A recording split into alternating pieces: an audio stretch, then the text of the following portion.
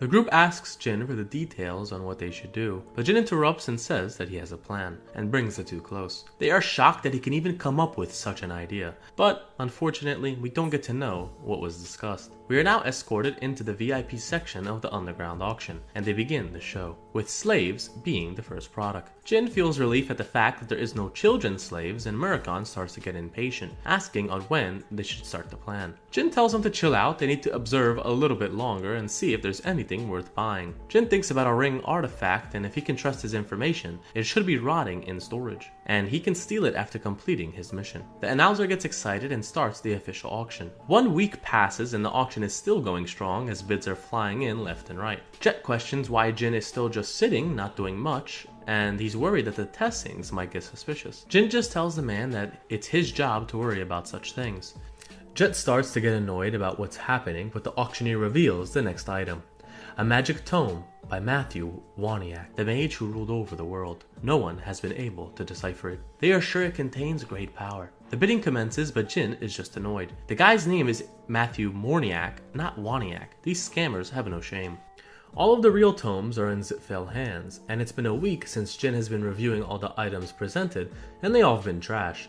All of these magician suckers fall for these scams.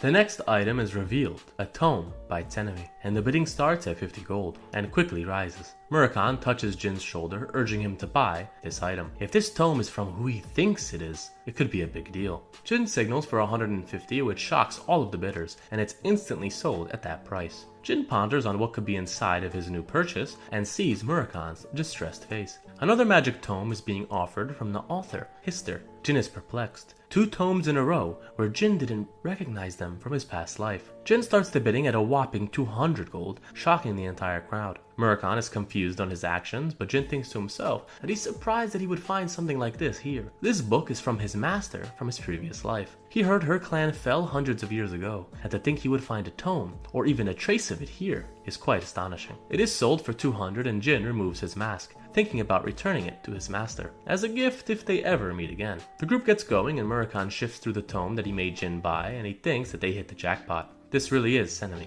But there's a weird encryption on the second book. Jin knows that only his master and himself have the ability to decode that book. Jet stands in the back, happy that Jin actually bought something, but Jin turns telling the man that he has to meet Spider-Hand Alu, sending shivers down Jet's spine. Jin tells Jet to send a message. Baradin Zipfel wants to see his face. Jet is ecstatic because he believes Jin is a pure-blooded Zipfel, and if he can do this task and get in the family's good graces, he can get out of this shithole. He races to the door, shouting the news, but as he opens it, he sees a dozen armed men. Some time passes and a man approaches Jin's party, telling him to follow. But Jin doesn't like being ordered around and whacks the guard in the face. The guy asks if Jin is crazy but turns to see him building up a fireball in his hand. Jin asks if the man is Alu, but it turns out that he isn't, and he screams in panic that he was only sent here to escort them. Jin sets the room ablaze and he revealed his name, yet the boss sends his underlings? He looks at the guard coldly and tells him, one last time, tell Alu to come into this room on all fours, crawling. Alu wastes no time and kneels in front of Jin, and what kind of crime boss is this? Like, how is he gonna come in here on all fours? That's crazy. He apologizes for failing to recognize the one who resides in the sky, above the earth, and begs for forgiveness. Jet thinks that if anyone else claimed to be Baradin Zipfel, he would have laughed. But Jin's aura is completely different. And I mean, he is Baradin's best friend, so close enough. The flame ball Jet just witnessed earlier was at least a 5-star mana spell, and only one man would be able to do that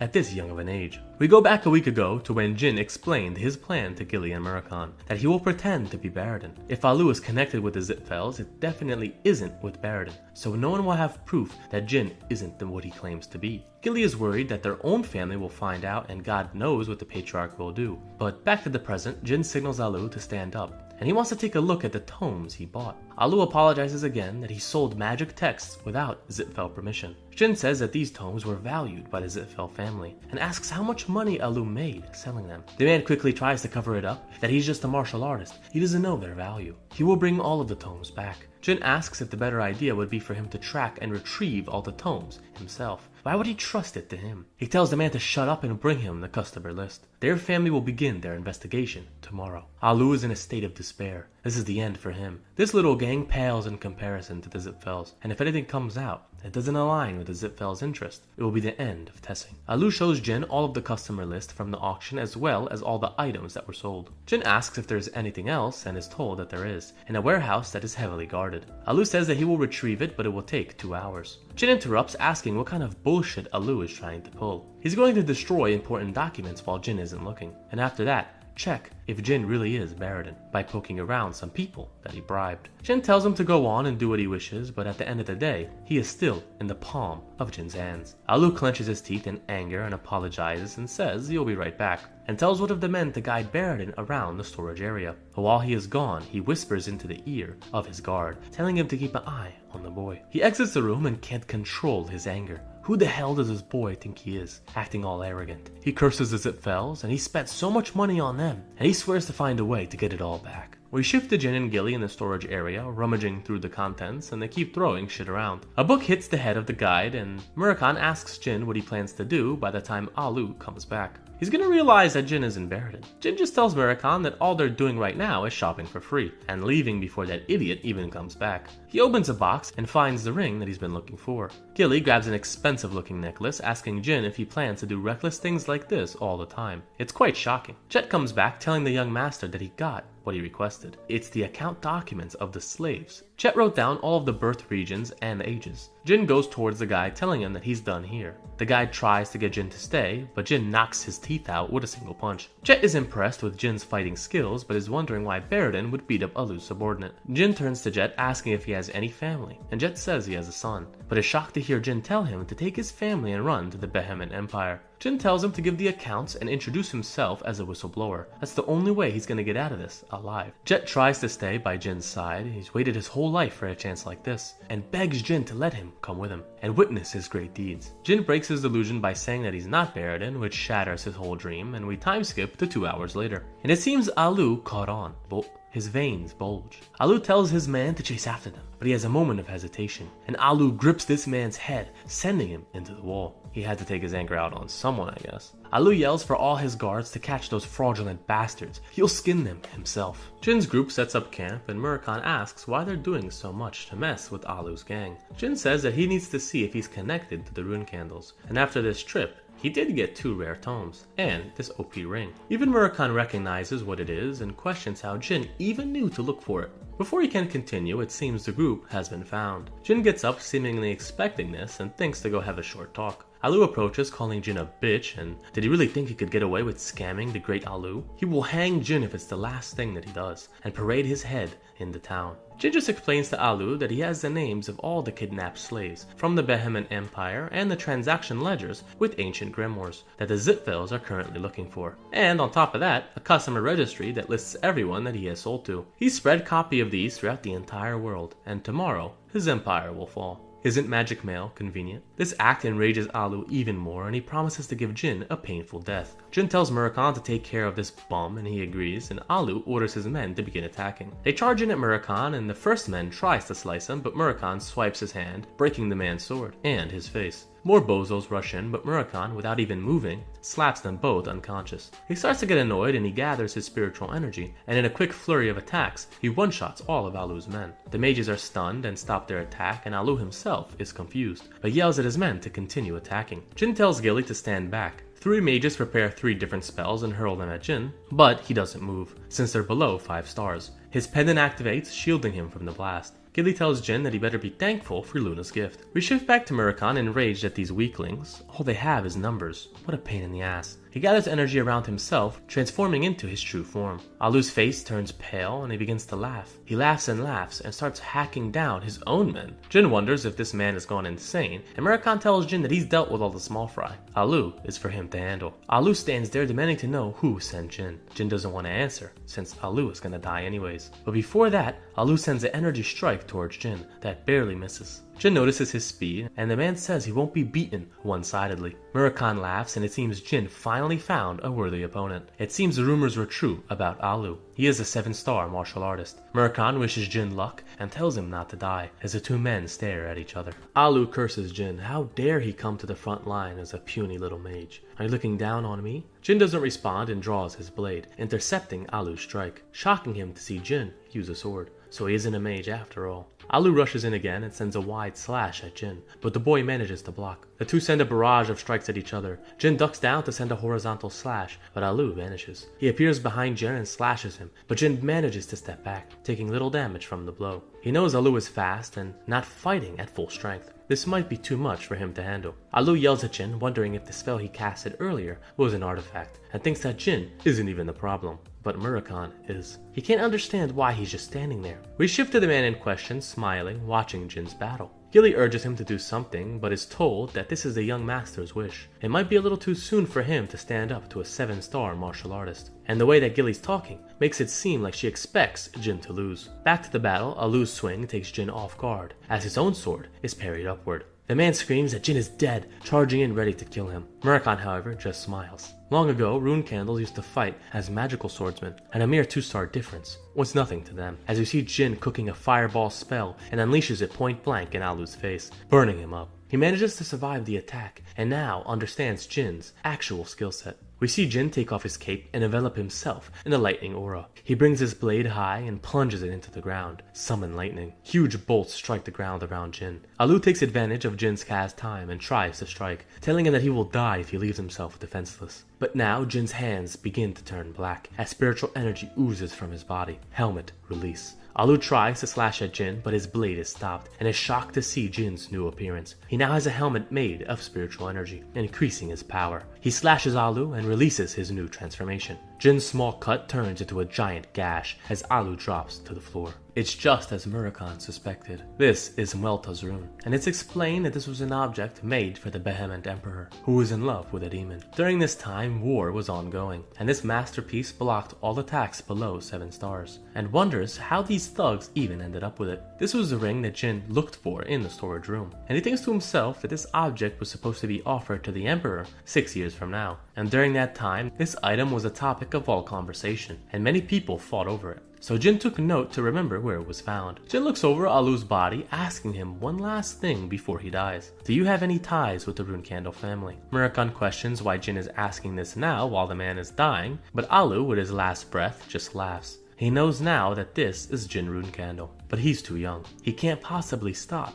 that person. Jin can't get anything else as Alu dies. Spider Hands Alu, huh? Jin needs to look into that name. A 7-star martial artist and the boss of a gang that might have ties to the rune candles. Jin ponders on the situation, but Murakami tells him that even a rune candle ancestor who was a 9 stars used to run a bar, so anything's possible. But Jin needs to learn the name of the person Alu was talking about. And he said that I failed. If Alu found out who he was on top of failing something, it might be connected to the Bladed Illusion curse, and must be the reason he also pointed out that he was the youngest. And can't stop that person must mean that he knows there's a fight for power between his siblings. Luna is immediately exempted, and it can't be Miu or Anne or the young twins, and the only person Jin can think of is the next heir, Joshua, and so we see a shot of this sly motherfucker. Jin vows to find out soon. He can't jump to any conclusions yet. The next day comes and Jin's actions are all over the news, and Tessings have been eliminated. People are shocked that an entire crime family were taken out in just a day. Jin reads the paper and thinks that Jet did a great job.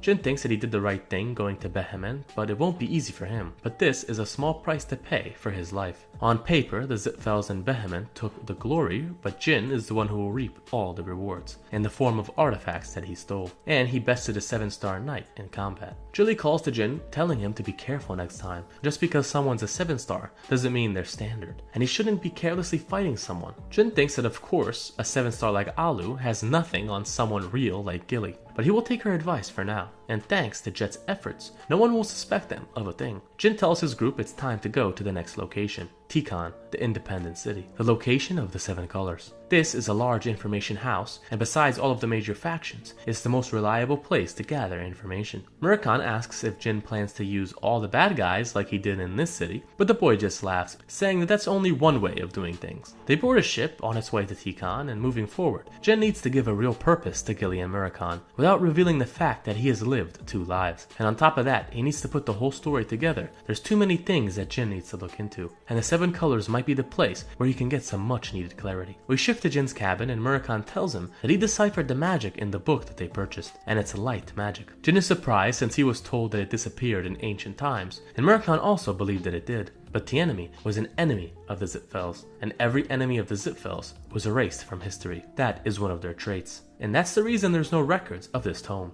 Jin needs to break the limit of his energy to take control of the Ruincandle family, so it's time to teach him some new tricks. Murakami rolls up his sleeve, excited to teach the young master something new. He harnesses energy into his palm, and Jin wonders why this light energy starts out black. But all of a sudden, a flash blinds Jin momentarily as Murakami bursts out laughing at the cheap trick that he just pulled. Jin grabs his eyes, but thinks he can use his skill, offensively and defensively. The skill is called Flashbang, and it was one of Tianemi's favorite spells. Murakami then grabs the other book, wondering who this Hister person is, and the coded system just pisses him off, and thinks that there's nothing useful inside. Jin just tells him to leave it, and one day they'll get someone to decipher it. 1 week later, the group arrives in Tikan, and Gilly is in awe of how pretty the place is. It's a city on a small island that isn't impacted much by the 2 big families. It has a low population, but is a tourist hotspot.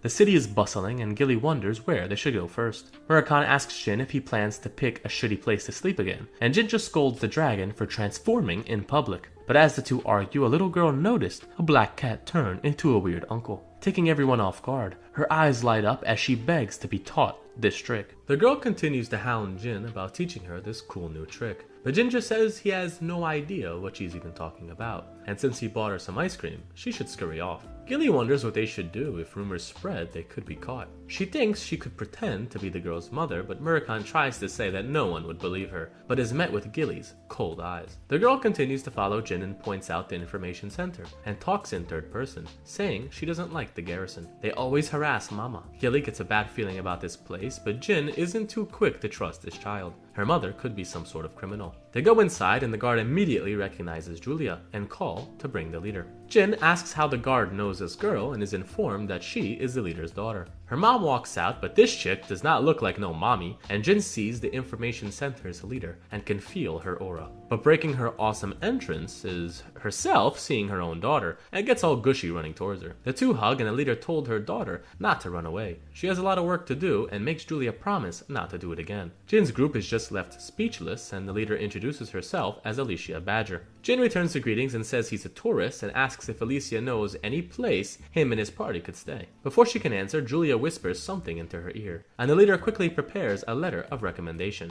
with her seal on it, so Jin can go wherever he wants and be treated nicely. She thanks Jin for helping her daughter, and he goes his own way. The leader asks her daughter again as Jin is leaving if she is sure that the cat turned into a human. Julia says she saw it, but the group didn't want to talk about it, and that's all she knows. Alicia smiles and thinks, transformation, huh? That's something only a dragon can do. We shift back to our heroes, seemingly enjoying their stay at the local inn, and this is the power of the letter that they got. Gilly tells Jin that the food here in Tikan is famous, and she wants to go get some ice cream. Jin wonders why Gilly even asked him permission and just tells her to go, and Murakami asks Jin on how he plans on meeting the 7 colors. It won't be easy. His first task is to find a certain someone. The 7 colors has the best information that he can find, and at the center of that is a man called the Noble Sword, Kashmir. He's a famous swordsman, and he was recommended to teach in the Ruincandle family. That's the information up until this point. But 10 years from now, he will reveal that he is actually the Emperor of Behemoth, and uses the 7 colors to regain his empire,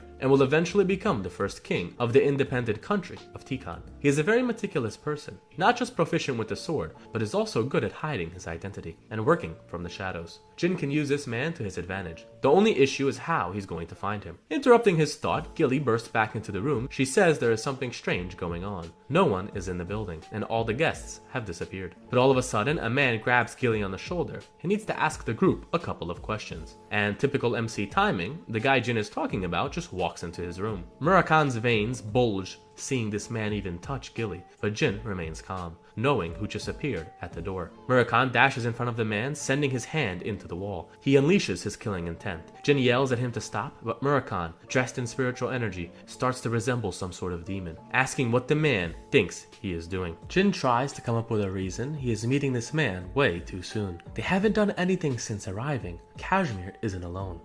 Jin yells for Murakami to calm down, and if he fights now, Gilly might get hurt. Murakami's aura dissipates as he yells at this weird man, asking if he knows who he's messing with. Murakami starts bashing the man for being so rude, coming to their door with all his lackeys with swords and all. Jin is just happy that the situation settled down. Murakami continues questioning why the man is here, and he came here so informally. Jin tells him to stop and approaches. He tells the man if they aren't under arrest to please put the sword down and come have a chat. Jin is aware of this man's identity and introduces himself as Jin Runecandle, surprising Gilly and Murakami. Some time passes and the party relocates to talk with Kashmir. Jin noticed that he dismissed his soldiers, so he's beginning to trust him. Kashmir brought soldiers due to report that there was a dragon, but bringing more men seemed to make the dragon even more mad, and Kashmir is certain that Murakami is in fact a dragon. His aura isn't human-like. If Jin didn't calm him down, everyone would have died. Kashmir also knows of Gilly from his days in the Behemoth Palace, and she was a high-ranking official in the army. And damn, we got some cool Gilly backstory, I'm with it. But still, Kashmir can't sense any aura from Gilly. The man begins to speak, having some questions for this so-called Jin Runecandle. Why are you with the dragon? Usually dragons ally and make contracts, not with the Runecandle, but as it fell. Is your family aware of this contract? Jin answers honestly that his family doesn't know, and Kashmir says if Jin's family were to find out, the consequences would be grave, and could cost him his life. But Kashmir isn't a Runecandle, and doesn't stand to gain anything from telling them. Jin asks why Kashmir wanted to meet a dragon, and since Jin told him his secret, it's time for him to reveal his. Julia is actually his daughter, and she saw Murakami transform. And Julia isn't just an ordinary child, but a contractor of Azmil, the god of sight, and because of her power, there is no way she could have mistaken the situation. Murakami smells something fishy and slams a hand on the table. If Julia's a contractor, then where is her dragon? He doesn't feel any aura anywhere. Azmil's dragons are known for treasuring their contractors, yet this child is alone. Something's off. Kashmir says that Murakami is right. A while back, her dragon disappeared, and he suspects the Zitfel or Behemoth Empire might have something to do with it. Murakami continues to be skeptical, and no way a dragon would just be captured. Murakami begins to think about it and asks if the dragon disappeared a year ago, and his daughter is 5 years old, correct? That means if the kid is a contractor, and the dragon isn't near her in this age, Kashmir's daughter will soon go insane and become disabled. This news doesn't sit well with Kashmir as we see a flashback of his daughter gaining her powers. Azmil's contractors can see the future, but this future takes a big toll on the dragon's mentality. Right now, she is too young to differentiate between what's real and what's a dream. But if she continues down this path, her eyes will become uncontrollable. Jin is now interested, asking Murakami to continue. He says that the ones who can see the future must always follow what they see, and the moment they don't, Azmil's punishment will start. If someone sees the future of their own death, they cannot interfere, but those who do end up being destroyed. And ever since Julia got these powers, she has been different from normal people. Kashmir grits his teeth as Murakami tells him he needs to find this dragon as soon as possible. The man gets on his knees, revealing that he is the leader of the 7 colors, but even with his influence, he wasn't able to find his daughter's dragon. Murakami sighs, and he is certain now meeting with Julia wasn't a coincidence. Azmil is requesting Murakami's help to save his young contractor. Kashmir begs for Murakami to help, but he says it's not up to him, it's up to his leader. Jin approaches, telling Kashmir that although their relationship has only just started, this is a matter of life and death for an innocent child. Let's be rational and look for Julia's dragon together. Kashmir bows his head, thanking Jin for this kindness, but Jin thinks to himself that this situation couldn't have turned out any better. If the 7 colors weren't able to find anything out, it is possible that one of the major families knows something. Murakami asks if Tikan is related to Zitfel, but is told that it isn't. The dragon tells Kashmir that he should have info on dragons in general, and is told that the 7 colors knows the locations of dragons along the continents. Murakami tells Kashmir to give him all this information, and specifically which dragons are in the Behemoth Empire. Jin is concerned on what his dragon is thinking, but Murakami looks excited. Some time passes and we're introduced to a new character, Miss quick intel. There is news about Jin again, and it's pretty amazing. He's already 5 stars. The girl tells Anya that she's also a god contractor and should act like it. Instead of Murakami, her contractor is Ulta, the god of time. But as she flicks through her pages, she feels a menacing aura and tells Anya to go home and not to come out. The black dragon has come. The scene flying at top speed, telling Jin that they're almost there. As he gets closer, the other dragons will show themselves. He tells Jin to hide and not to get caught. Murakami stops in the center of the sea, unleashing his aura, and we flash back to the meeting. Murakami received a list of active dragons in Behemoth. He reads it surprised on the ones hiding out there. But he reads 2 names, the Earth and Silver Dragon. He says that this will work out and tells Jin that it might be a little dangerous, but they're gonna have to go a long way. Before they leave, Kashmir calls out to Murakami as a mighty dragon, which makes him blush. He yells at Kashmir to use his name instead. The man bows and thanks the 2 for helping him save his daughter. But before he leaves, Murakami will say 2 more things. First, Kashmir must tire out her daughter daily to reduce the power of Oz Mills. And the second thing is that he owes an ice cream to Gilly, since she wasn't able to get some because of him. Gilly is surprised as Murakami gives her a little wink, and he'll do anything for his strawberry pie. We go back to the present, and Jin thinks that his dragon is quite considerate. The 2 dragons are approaching Labus and Untiel. It seems they're itching for a fight. Jin puts on his mask, asking Murakami why these dragons hate him so much. But back in the day, Murakami would whoop anyone that stepped into his territory. The Earth Dragons call out to Murakami asking why he's here, but Murakami just says that he woke up from his sleep and has something to do. He needs help. The 2 Earth Dragons look at each other and they seem worried, but tell Murakami that they don't want any trouble. They have their contractors nearby. They don't want to fight over the sea. They tell Murakami to go back, but the Black Dragon is furious, being asked to retreat. The entire sky is his territory. The Earth Dragon starts to freak out, telling him to run away. The energy he spread is causing chaos. Quick-Cantel is flying over here right now. Murakami finally understands, and Jin is just confused on everything going on right now. He asks Murakami his connection to the Silver Dragon, and is informed that it's his ex-girlfriend. What the fuck is going on right now? The 2 Earth Dragons plead for Murakami to leave, and the other dragons don't know he's awake yet. Please, go back. But before they can say any more, a beam is fired out of the sky. The 2 Earth Dragons run away, not wanting any smoke, and Jin and his dragon look back on the destruction caused. Another blast is coming as the Silver Dragon sends another beam at Murakami. He flies past it and Jin thinks about that skill. It's about 8 stars. Just how many times can this beast use it? The Silver Dragon yells out for Murakami and she calls him a bastard. How dare he show his face around here? Jin wonders if they have to fight her, but Murakami thinks that they do. The relationship lasted 500 years. And tells Jin to stab her with Bradamante when he can. Jin is just confused, and isn't this going far for an ex? Jin doesn't know the full story, and Murakami doesn't mate with dragons weaker than him. The Silver Dragon lands in her true form, telling him it's too late to run away. She will kill him right here, right now. Murakami tries to tell her to calm down, and he only came here to talk. But the Silver Dragon doesn't seem to be in the mood and charges another beam. Murakami tries to dodge but is hit dead on. The Silver Dragon continues her assault, trying to bite Murakami's neck. He backs off, thinking why she is so pissed. He sees another beam attack and almost from point range. He just wonders why she is so pissed off and backs off to see her charging another beam attack, almost from point blank range. She lets it off, light flashes, but the Black Dragon is unscathed, and a huge black ball is formed behind Murakami. He's just buying some time. Shin is on the ride for his life, and one hit of that beam would kill him. Right now, the Silver Dragon can't enter the sphere. They need to find a way to calm her down. But, however, the sphere disperses, and the Silver Dragon mocks Murakami for becoming weak. She is not the same as she was before. Murakami again tries to talk, and he only came here to ask something, for old time's sake. But just hearing these words further infuriate the Lady Dragon, as she clenches her fist, promising to tear Murakami apart. The two engage again, but Murakami bites her wing, telling her to calm down. She shouldn't be this mad because they broke up. Broke up? This is why she's attacking him right now. And as she says this, Jin is signaled to attack. He leaps from Murakami's back and descends. He notes that the Silver Dragon's scales are hard enough to resist Murakami's bite. Stabbing her will be difficult, but just a little opening is enough for Jin to finish this, as he gathers shadow energy into his blade. He casts Shadow Energy Release, striking the area that Murakami bit. The strike causes the dragon to screech out in pain. The spiritual energy erupts. Jin slashes his sword down, removing the arm and wing of the Silver Dragon in one blow. Murakami sees Jin fall into the water. Concerned, he flies down to catch him.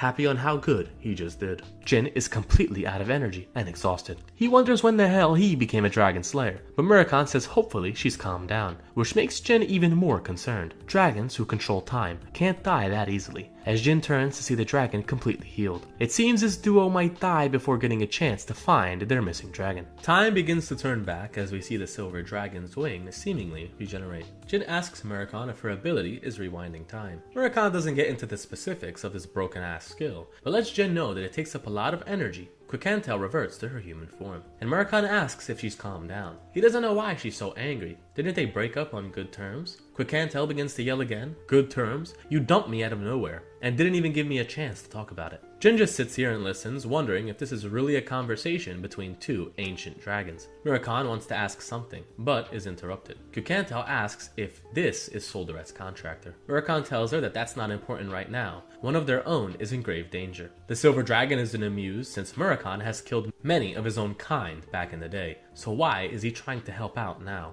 And in that list is an enemy of Quikantel's family, someone Murakan killed only for her. He turns to leave, disappointed on what's going on, and it's his fault for even trying to ask her for help. But this little bait and switch works, and now the Silver Dragon is interested. She apologizes for how she acted, and Murakan explains that one of Osmil's dragons went missing, and Quikantel instantly knows which one. Tyken's Latri. And it is explained that the dragon was taken by Voletta, the wind dragon, guardian of Melzir, the god of wind, and a god that is aligned with the vice head of the Zitfel family, Andre. Quikantel says she thought Voletta wanted to teach Latri dragon magic. Murakan wants to go somewhere more private to continue this conversation, and Quikantel offers to guide the two to her house. And now we see the three sitting around a table, and Jin introduces himself as Solderet's contractor, and descendant of Tamar. The silver dragon notes that Jin does give the same aura as Tamar. She knows because she was around him a lot 1,000 years ago. They get to the main topic, and Voletta took the guardian dragon a year ago. Murakan tells the consequences of not getting this dragon back and the fate of the young contractor. This is something Voletta should know as well.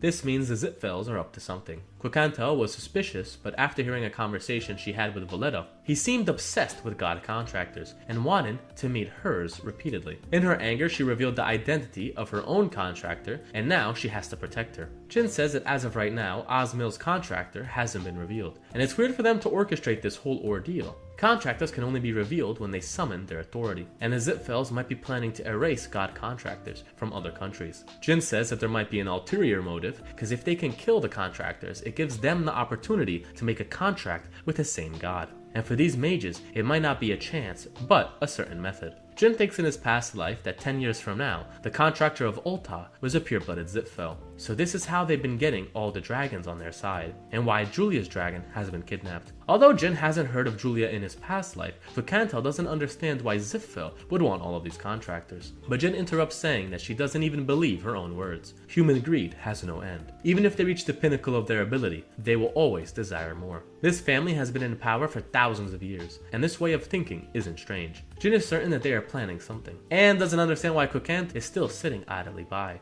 Are you scared of the Zitfels? Murakan stands up trying to calm the girl down, saying that Jin is saying the right thing. But Quikantel just laughs. She notes that Murakan has changed a lot and agrees to help. But first things first, she's gonna send her own contractor into hiding. They need to see Voletta and find out the truth. What Jin says does have merit and is worth looking into. And since Jin reminds her of Tamar, she owes him that much. He reminds her of the old days. Even Jin's cockiness reminds her of him. All of a sudden, Anya bursts into the room despite her warning not to come outside. Quikantel introduces her as the god contractor, and Jin returns the greeting. Anya bursts out in shock, and this is the young master Jin. She starts fangirling and even asks for his autograph. The silver dragon just wonders where Anya's pride is as a contractor, but the girl just bows. She got startled after seeing Jin. She has only read about him. Jin just laughs this off, but wonders if this girl is talented or not. Quikantel scolds the girl for leaving the house, and she didn't listen. Jin looks at the two's relationship, trying to put it together. The girl is an academy scholarship student, and being with the Behemoth nobility, she must be bullied constantly. This is the same reason why Jin didn't bother with them in his past life. He tells the girl the reason why he is here, and it's because someone might be after her, and asks the girl to come with him, but all romantic-like. Anya gets all red, and this must be the best day of her life. Protect me? She puts her hands in the air, saying her prayers have been answered. Everyone is cringing, but the girl says she will gladly go with him. Praise the god of time, she says. Quikantel smacks her on the back of the head and knocks her out.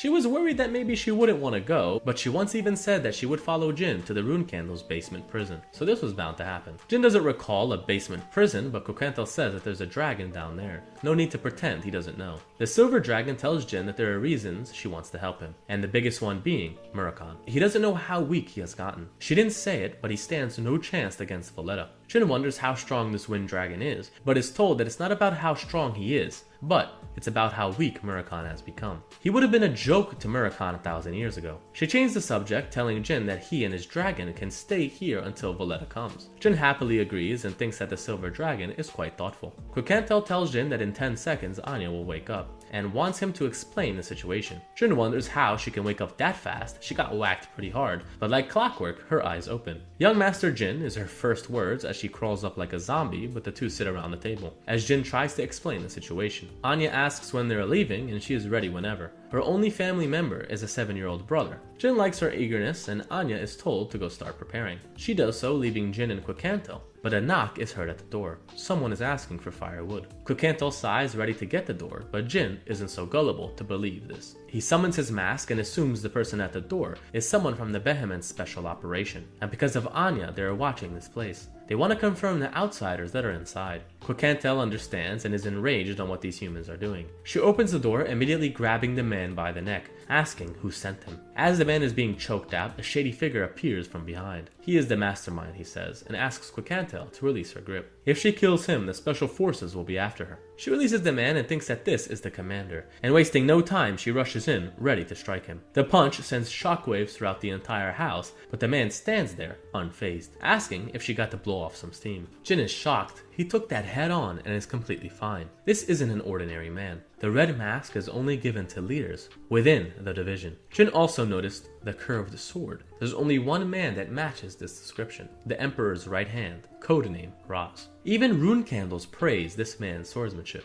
By now, he's most likely 8 stars. Jin is happy that he is protected by Muelta's rune. Kokantel says that Raz is pretty good and the man apologizes, but they had to confirm the identity of her guests, and since they did, he will leave now. Kokantel laughs. Does he really think he can invade her space and leave? How arrogant. But the man tells her that Anya left just now. Isn't it dangerous for her to be out by herself? If they fight right now, something might happen to poor little Anya. The dragon just got bitched out, and the man says he will take his leave. But Kokantel turns, unleashing her aura. Next time, Raz should be prepared to lose everything because of what happened today. The man leaves and walks with his comrade. They need to find out the true identity of the smugglers, and tells the man that starting now, observation on the silver dragon is postponed. His comrade asks if that's the right idea. They need to watch her now more than ever. But Raz doesn't want to provoke the dragon anymore, and he will take the responsibility, so he orders his men to pull out. He can't let them get into any more danger. We shift back to our hero and Kokantel slams the desk. She blames herself for not realizing she's been watched this entire time, and Anya was in constant danger. Jin tells her not to worry about it, and now their priority is Anya's safety. They need to move tomorrow. We shift to the next morning and Jin and Kokantel overlook a merchant ship heading to Tikan. He tells her not to worry, he paid the captain a good amount of gold to take care of Anya. And on top of that, Murakami is her escort. Kokantel is relieved and says she will not contact Valletta. We time skip to about a week later and Murakami returns and Jin greets him. Murakami gets a little emotional looking at a house that he and Kokantel built together, and now she is making them stay there.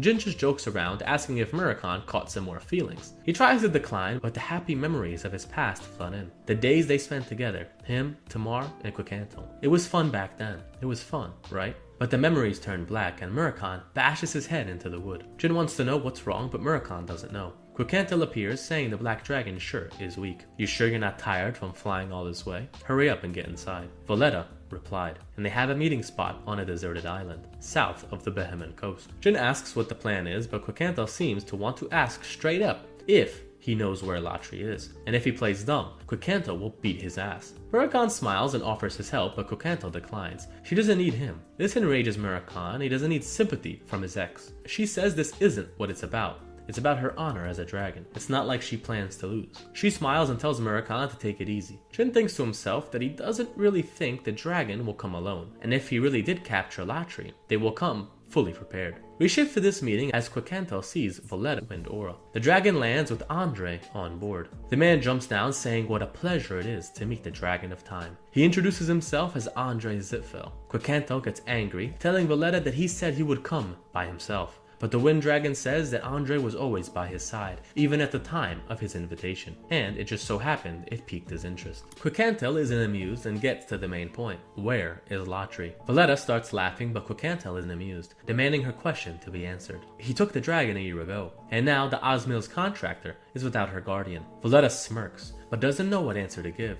Latri is, how you say, doing well. Is enraged from these jokes, but Valletta warns her not to interfere with the matters of Zipfel. The two dragons begin to become hostile, and it seems there's only one way to settle this. Valletta summons 2 tornadoes around Quicantel, and he has one final offer for her. Hand over her contractor, and she will be allowed to live. And now the true intentions are revealed. Quicantel mocks the Wind Dragon, calling him an old lizard. The fight begins as the tornadoes converge on the Silver Dragon's position. She transforms into her true form, demanding to have Latri now. Andre is laughing hysterically to think she could brush off Valletta's attacks so easily. Now he can give it his all. He puts up his staff, Mana Unleashed. Jin watches and knows that Andre is a 9-star mage. This is the first time seeing one. Andre Zipfel is a high-ranking member, and he has to wait and see his level. He casts a spell and Quicantel wants to dodge, but all of a sudden, she can't fly. The beam hits her in the stomach, and now the wind has turned against her. And all the wind on this island belongs to Valletta, as he soars in the air. No one can fly without his permission. Valletta charges a beam, and Quicantel is concerned on her situation. Andre doesn't sit idly by and charges a spell, promising to end this dragon. They do a combo spell, Raging Thunder, and Jin is worried, asking Murakhan to intervene. But he tells him not to worry. His girl's got this. These fools were too confident. Quicantel prepares her own spell, and time stops. She takes a deep breath, and Andre is loving this display. Magic that can control time. It's been so long since he was this impressed. But the Silver Dragon promises to end him and Valletta right now. Andre calls for his dragon but gets no answer, and his body is completely frozen. This must be the power of the Silver Dragon. Quicantel dashes in on the helpless Valletta and grabs him by the tail, throwing him into the ground. Quicantel continues her assault, landing right on the helpless dragon, and begins biting his limbs off. Andre is enraged, trying to help his dragon. Andre begs for her to stop, but he is told to shut up and watch. Quicantel thinks to herself that she handled Valletta, but used too much power. She needs Jin and Murakhan to handle that mage. Andre won't sit idly by and grabs a mysterious egg from his pouch. Such arrogance, he says. Murakhan knows what this is, an origin stone, and he starts to sweat, thinking they should have destroyed them already. Jin notices his concern, as behind Andre stands a black, serpent-like monster. It opens its mouth and yells, stunning everyone. Andre laughs. You thought you were the strongest as the Silver Dragon? You're mistaken. Humans, gods, dragons, all will fall into Zipfel hands. Just accept it already. He unleashes his monster, which instantly strikes the Silver Dragon. We get some info on the origin stone, and when the world was in danger, God gifted it to the world. This stone was meant to prevent the end of everything. After the danger passed, this power was destroyed by the gods who created it, because it was too powerful, and it had the power to destroy the world. How is it now in Andre's hands? Murakhan gets out of his cover, worried about his girl. She grips her side, as the black energy oozes from her wound. Andre laughs. This is what happened when the weak face the strong, but is shocked to see Murakhan transform into his dragon form. Andre instantly knows who this is, and asks how his 1,000-year slumber was, and also assumes that next to him is his contractor. Ah, long time no see, Jin. It seems that now he can go home with 2 contractors. How lovely. But now, to be fair, he needs to wake up his friend. The serpent creature slithers close and utters an ancient language. Instantly, black energy fills Valletta, and the dragon rises again. Andre apologizes to his old friend. He thought he was really dead. Murakhan sees Valletta and the two engage. Murakhan tells this corpse to fuck off, but it seems Valletta has been charged up, as he prepares a blast to Murakhan point blank. The two fight back and forth, but Murakhan's weakness is showing. Valletta laughs and tells Murakhan to rejoice. Today is the day that the legend dies. Quicantel and Andre stare at each other, ready to continue their fight. Andre was planning to go easy, but he now thinks that he should end this.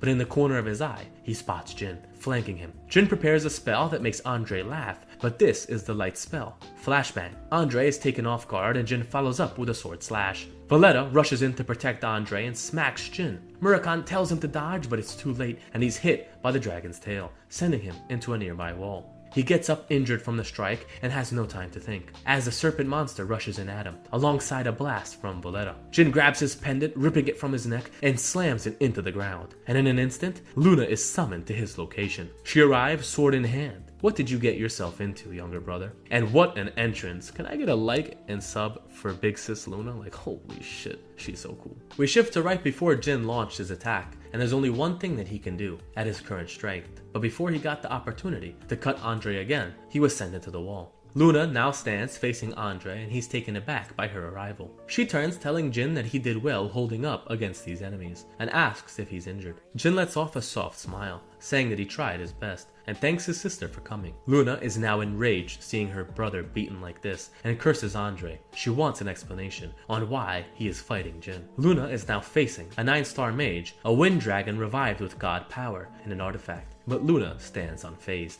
Murakami grabs Jin, telling him that he has a good sister. Kukantel is there as well, injured from the blast. This is really an unexpected turn of events. Now that she is here, it confirms it. The rune candles broke the pack with the Zipfels. Luna, your brother, used magic. We won't overlook this. Luna just smiles. Is that so? Well, it's convenient since you're not leaving this island to tell the news. As she raises her humongous sword, Andre feels her pressure, but orders his artifact in to attack. The beast tries to bite her, but is erased in one slash. All the Zipfels she has ever met have all been talk. It seems the Vice Head is no different. Luna rushes in, and with a flurry, she slices the Wind Dragon, causing him to revert to his human form. Andre calls to Valletta, and he pulls a weapon out of the wind. Andre grabs a heart-looking object, and the two fuse their weapons into a swirl of red and green. The revived dragon has a black aura, and Luna thinks that this feels similar to demonic energy. Luna thinks the only reason they're going all out is to stall for time. He managed to use an artifact, but he can't control it right. So Andre needs to rely on a weak dragon. Do you think that measly weapon can save you? Valletta lunges in with his new huge spear, but Luna evades. He curses the rune candle, but Luna starts her assault, sending strike after strike at Valletta.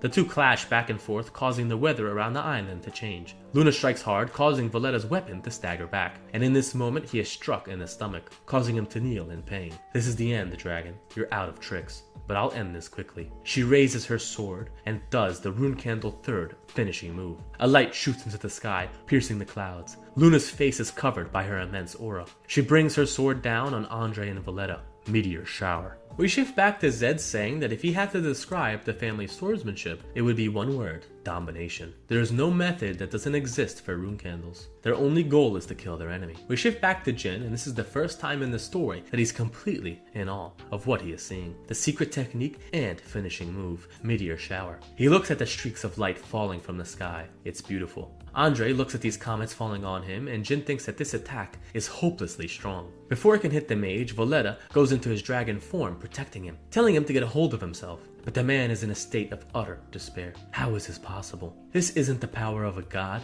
or an artifact, but just raw strength, as an image of Luna sends fear into his eyes. How is this possible? Valletta screams, causing Andre to regain himself. His dragon says that he will die protecting him, and there's still a chance. The Devil's Stone can turn this around. Andre grips the stone, and as long as he has this, he won't die. Luna looks over the destruction that she caused, thinking that she's still far away from her father. But still, he will acknowledge her strength, and if Luna can't overtake him, then Jin will. But emerging from the shadows is Andre, completely transformed into a demon. Luna looks at this creature, not impressed. She wants to get this over with. The beast begins to speak in an unknown language and fires up its aura. And now Murakami understands the situation. The Zipfels used contractors to make origin stones, a weapon that can be used against the gods. This one happened to be poor quality, but it's still dangerous. Murakami transforms, telling Jin that it's time to go. Jin tries to protest that he can't leave Luna by herself, but Murakami tells him that at their current strength, they're only going to be in the way. They need to retreat. Jin grits his teeth, made this contract. He met Murakami and started his life with the most luck and power, but look now, he's forced to run away and can't do a single thing. This is the last time he ever wants to feel this powerless. Aura starts to surround Jin. Murakami looks, knowing that Jin isn't scared, and even though he doesn't agree, he is proud of Jin's fighting spirit. If he can continue like this, he will become the best. And until then, Murakami will support him. Aura swirls around Jin, and we shift to Luna, looking at this demon. It points its finger at Luna, taking her off guard, but in a split second, a huge beam is fired, creating massive destruction. Luna managed to block the strike, and the demon Andre laughs. Now all the 12 gods are on his side. What do you have? Nothing but a big sword, too large for you. Surrender now, cause even if Siren is here,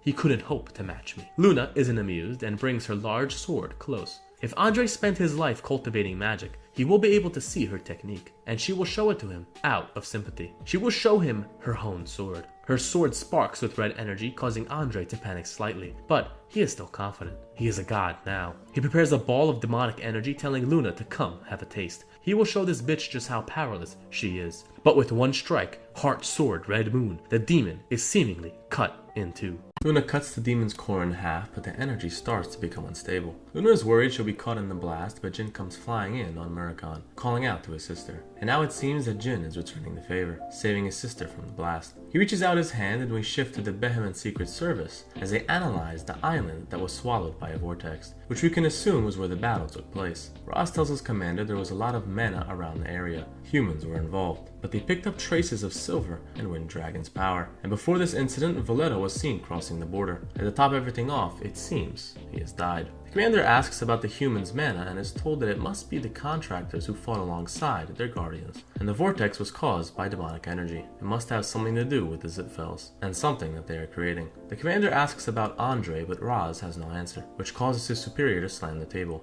Raz couldn't even identify Quicantel's guests, and the man quickly apologizes. The commander calms down because if he wasn't able to do it, not many would be. The commander orders Roz to keep everything under wraps and to look for Anya as soon as possible. And he also assigns more members to the Zipfel territory. They need to be cautious. This might cause a tip in the balance. And as you know, Raz, I am not that patient. And we're introduced to the commander that turns out to be the emperor of the Behemoth himself, Amir Behemoth. Nighttime comes and we now see Vishukal and Bubari talking about what happened, and Vishukal is shocked about what happened to the Devil's Stone and how it was used, and it ended up being destroyed. Bubari spits out his food and it seems he was the creator of the stone. He warned the Zipfels to use it with care, and he keeps spitting food into Vishukal's face, which is hilarious. As the man thinks of what happened, those Zipfels bastards had to make a mess of things, and now he is forced to keep this pig alive another day. Now the leader of the Zipfels is very angry. He tells Bubari to cut off all communication with them for now, and we see a flame ignite in the darkness as a dragon's breath is used to cook a large rack of meat. The mysterious man starts to comment on Andre's death, and the dragon talks with him. Andre even took the Devil's Stone and died with Valletta. The man assumes that either the silver dragon was stronger than expected, or someone else was involved. The red dragon thinks it might be the black one that took down the graveyard giant, and we now come to find out that Murakon has a sister, Misha, and this duo assumes that it might have been her, and also talks about the connection between Murakon and Quicantel. The man wants his dragon to find Misha, but black dragons aren't easy to find. The man just laughs since it's a shame that they lost the Devil's Stone. Dragon asks if they shouldn't be more upset since the guy's brother just died, but he says it was bound to happen. He even showed up to the Rune Candle banquet without permission.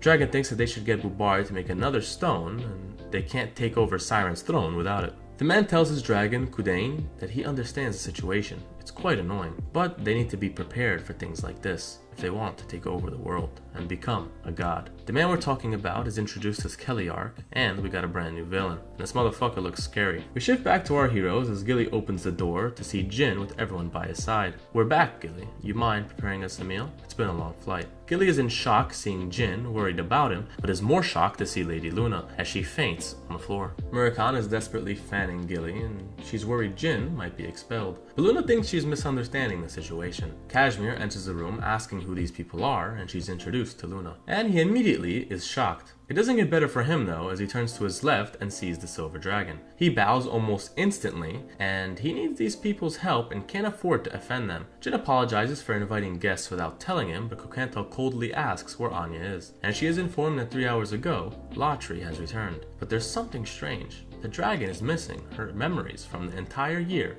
he spent missing. This news shocks Jin as we get to see the dragon in its human form. The last thing he remembers was Valletta telling him that they were going to teach him some dragon magic. Jin is concerned and the dragon is in too good of a condition. Something must be wrong. Quicantel went to get confessions from people related, and it seemed like the Zipfels are erasing evidence from the Devil's Stone, including Latri's memories. That's this family's specialty. Kashmir asks what the Devil's Stone is, and Jin explains. The Zipfels' vice head had an artifact that absorbs contractors of God. gods. Kashmir is shocked that the Zipfels had such a plan, but Murakami coldly states that there's only one reason someone would try to imitate the origin stone: to become god. The Zipfels are pooling the powers of all known gods to elevate their head to a supreme power and destroy those who oppose them. This is their plan to control the entire world. Kashmir will devote all of the 7 colors' powers into investigating this, and tells Kokento that he will escort her to Anya. Gilly wakes up wondering how she fainted but sees Luna again, and immediately goes back into a coma. While she's napping, Luna pops a bottle celebrating Jin's latest achievements. He destroyed a criminal organization, secured the backing of the 7 colors, and killed the Zipfel's vice head and his dragon. Well done, Luna said. All of this was only completed 2 months after becoming a reserve flag bearer. But sneaky little Jin even used magic without approval. If he got caught, he would have died. Gilly is now back with the gang, understanding that Luna is on their side, and she tells them that they need to avoid the patriarch. But Luna tells the group that he already knows everything up until this point. Gilly is shocked and this must be really bad, but Jin comes in telling her that it's okay. He's going to meet with him with Luna soon. This news even shocks Luna, and Jin plans to tell him the Zipfel plan to attack Rune Candle, even if it means returning home without permission and failing the flag bearer exam. But since it's come to this, he has to talk with him in person and make a deal. Luna stands up. A deal, huh? Her demeanor changes. Jin, if you continue like this, father will kill you. Jin just jokes and says if it comes to that, he trusts Luna will come and save him. She looks at him menacingly but bites her lip. Everyone in the family is intimidated by you, Jin. Gilly must have had a hard life. She agrees to go with and asks when they're leaving, and they'll use the teleportation gate tomorrow. Luna tells Gilly that she will always be by Jin's side as a sister. She doesn't want to take part of this bloodthirsty family feud. This sister will always be Jin's shield. We see the next shot of armed guards surrounding Jin, and the white-haired Rune Candle welcomes her sister back, asking why she brought Jin with her. All of the flag bearers start chiming in, telling Luna that she's retarded for bringing him back. He's disgracing the responsibility of a flag bearer. Luna thinks that they sure planned this well, as expected. Jin's older sister Mary looks out from the window, shocked at his arrival, and also angry. Jin owes her a fight. Runita asks why Luna brought him, but Luna says that he came on his own. Her little sister argues that she should have stopped him and she is too careless, but Luna is getting annoyed and just asks where their father is. Runita asks if this is why Jin came here,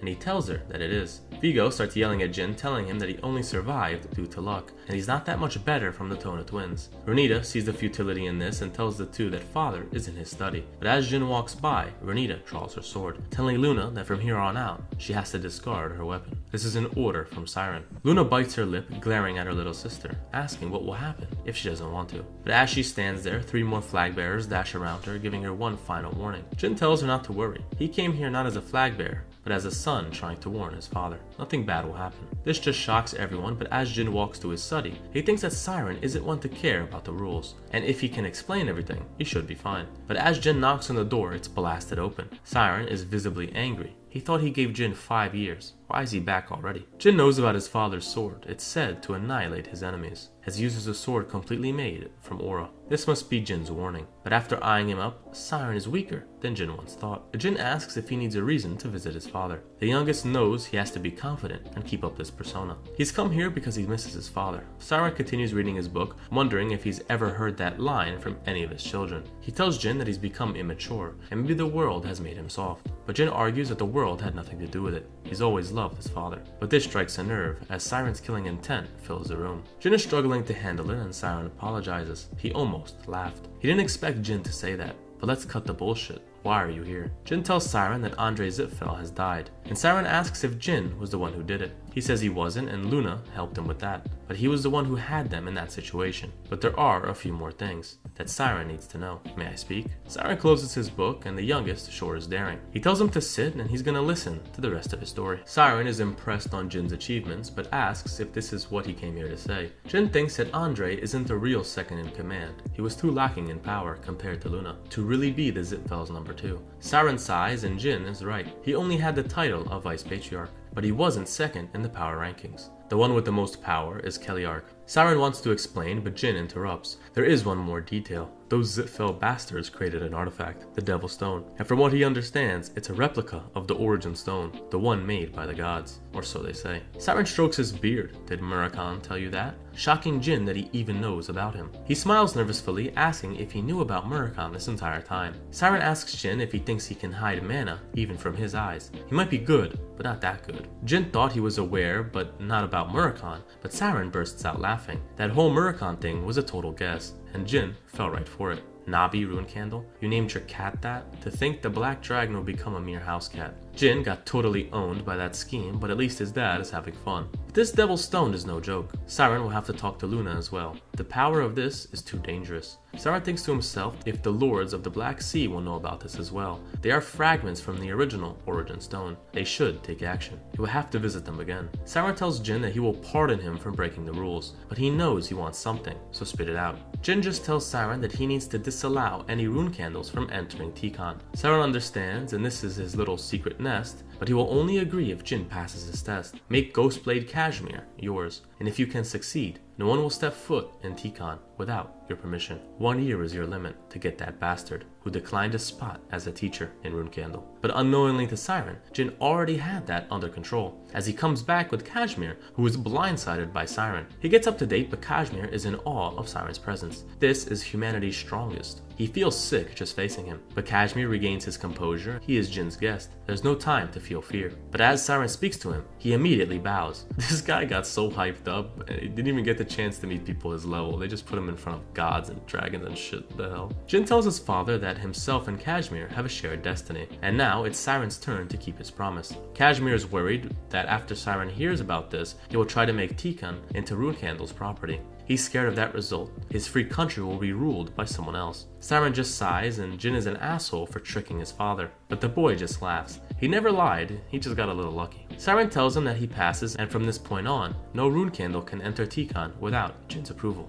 alerting Cashmere to their agreement. And now he swears to share their shared destiny. This guy is funny as fuck, man, I swear. I hope he's strong because he's a little pussy so far. But as Jin asks to leave, Siren wants to speak with Cashmere alone. Jin smiles and exits, leaving Cashmere in despair. Siren turns on his intense aura. We finally meet Ghostblade. Jin is walking the hallways and the Tona twins come running to him, asking if father will let him live. Jin just ignores their question and asks them for a favor. Please take care of the cadets in my faction until I return. But as the twins try to question this, Jin just walks off, telling the two he counts on them. They are a bit scared of him being this carefree after meeting father. Jin returns to Luna and tells her that Siren needs to speak with her as well, and tries to yell at him because he's ignoring all the other flag bearers and her veins bulge. But Jin says that there's something important and he can't explain it right now. Cashmere appears and it looks like he hasn't been fed in weeks, and Jin asks if the conversation went well. But Cashmere is just happy to be alive, and starts yelling more, and this outsider went straight into the garden, just like that. What's going on? But Runita tells her to stop. It seems Siren came to a decision. There's no more reason for them to intervene. Jin apologizes to Luna and he always causes her trouble, but thanks her for all of her help. Luna asks if Jin is leaving and he says that he is. He needs to train. But as he is leaving with Cashmere, he turns to tell Luna that he will see her again. We skip to 1 month later in Cashmere's great mansion underground training field, as Jin is seen sparring his jacked ass wife, Alicia, and he lost the last 30 spars. Jin tries to catch his breath and he asks for another duel,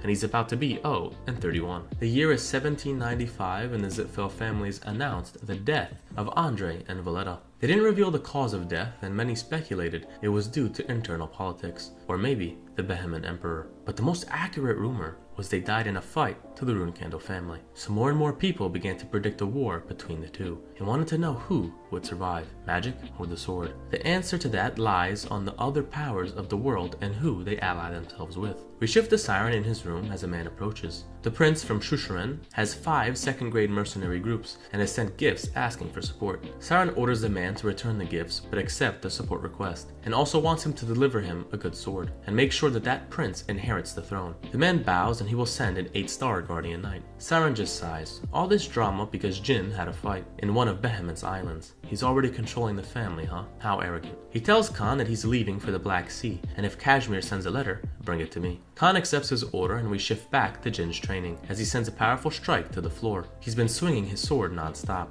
but he's still lacking. He can't afford to rely on Luna anymore. 15 years have passed and he's 5 stars with a sword and with magic, but it's still not enough. He needs to get stronger. He grips his sword harder as blood drips from his fingers. And these 5 years his father gave him, he needs to become stronger than all of his siblings. Cashmere appears telling Jin to stop. Even if he does this every day, his gifted body won't hold up. Anya is here as well as she runs towards Jin, inspecting his ripped hands. Cashmere tells Jin that he has to be patient. No one at his age can match him. His future opponents might be strong, but his impatience will kill him first. If he doesn't train properly, he will be going backwards. Anya heals Jin's hands and he smiles. He's ashamed of his own weakness. It's not easy for him not to train. Kashmir tells him that his work ethic is amazing, but how about you shift your training to something a little different? Let's try a spar. A spar with someone stronger than you. Jin asks on who he plans to send, but Kashmir pulls out his own sword and lets off an insane ability, causing slashes to erupt in the ground. He sheathes his sword again, telling Jin that they will fight. Once, he can deflect that attack.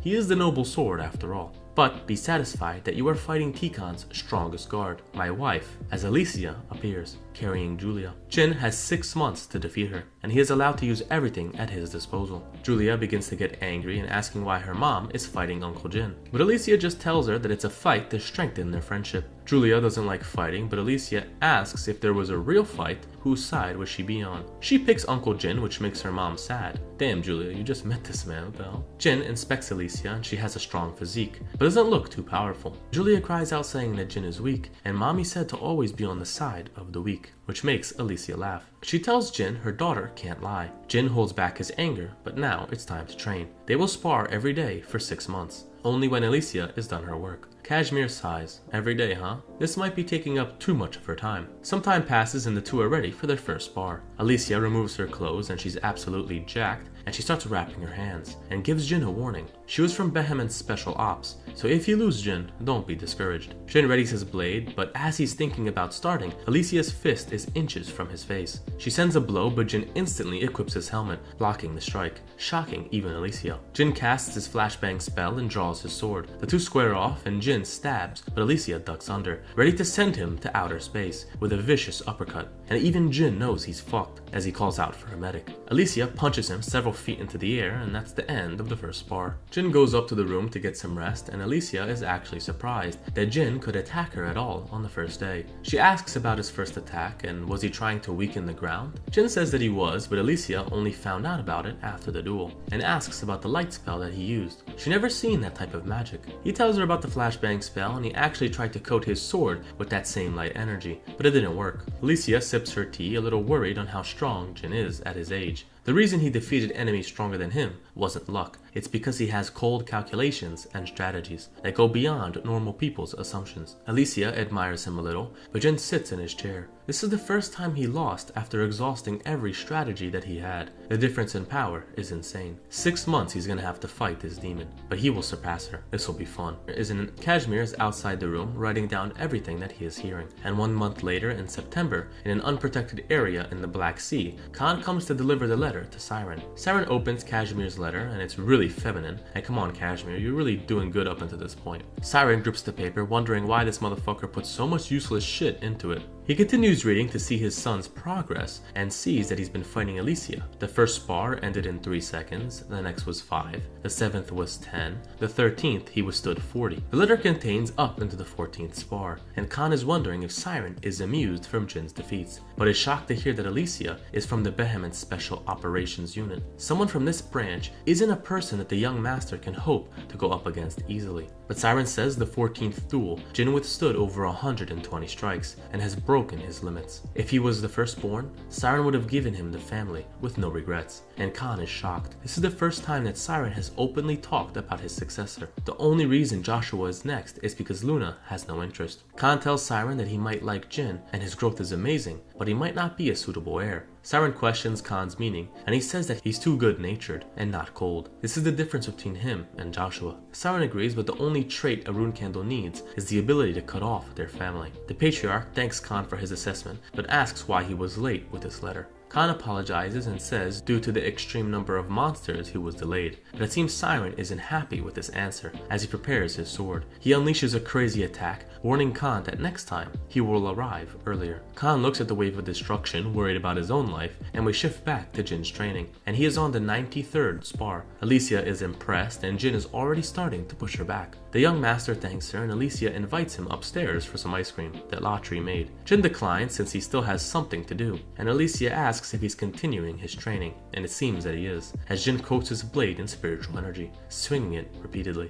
Alicia watches on, but he can feel Jin's growth after every spar. This isn't normal. His aura and magic power grow at the same time, and the spiritual energy that he has makes this possible by connecting the two. This is the power from contracting with a god. Amazing. Even if he is gifted, he still needs to work hard, but he has the right work ethic to do so, and at this rate, Alicia might not even last tomorrow. The next day comes, and the two are in the heat of battle. Alicia dodges under a slash, and Jin attempts another strike that makes Alicia punch first, thinking that she has him. But Jin slips past her, landing a sizable blow on her shoulder, causing her to bleed. She grips her shoulder in pain. She's alright, and it's been a while since she's gotten an injury. Anya comes and heals her wound. Jin thinks that Alicia could have dodged that stab. He was lucky this match. Alicia thinks to herself that she was careless and was baited in by Jin's shadow energy and didn't see him move. She's gotten sloppy after retiring. She grips her fist, but she did lose for the first time to Jin before the end of the 6 months. Jin says that he can't accept this victory and they should call it a draw. Alicia sighs, and it was her mistake that caused her to lose, and if she made this same mistake months ago, Jin still wouldn't be able to cut her. This is how much he has grown. He has an amazing fighting spirit, and soon he'll be a 6-star knight. Now it's December 1st and Murakami is seen walking with Jin. Jin asks him why he's buying ice cream on this freezing ass day, but Murakami tells him that cold things taste better in the cold. But we all know these are gifts for Gilly. Kashmir approaches with Julia in an adorable costume, and he starts to get serious. They need to talk.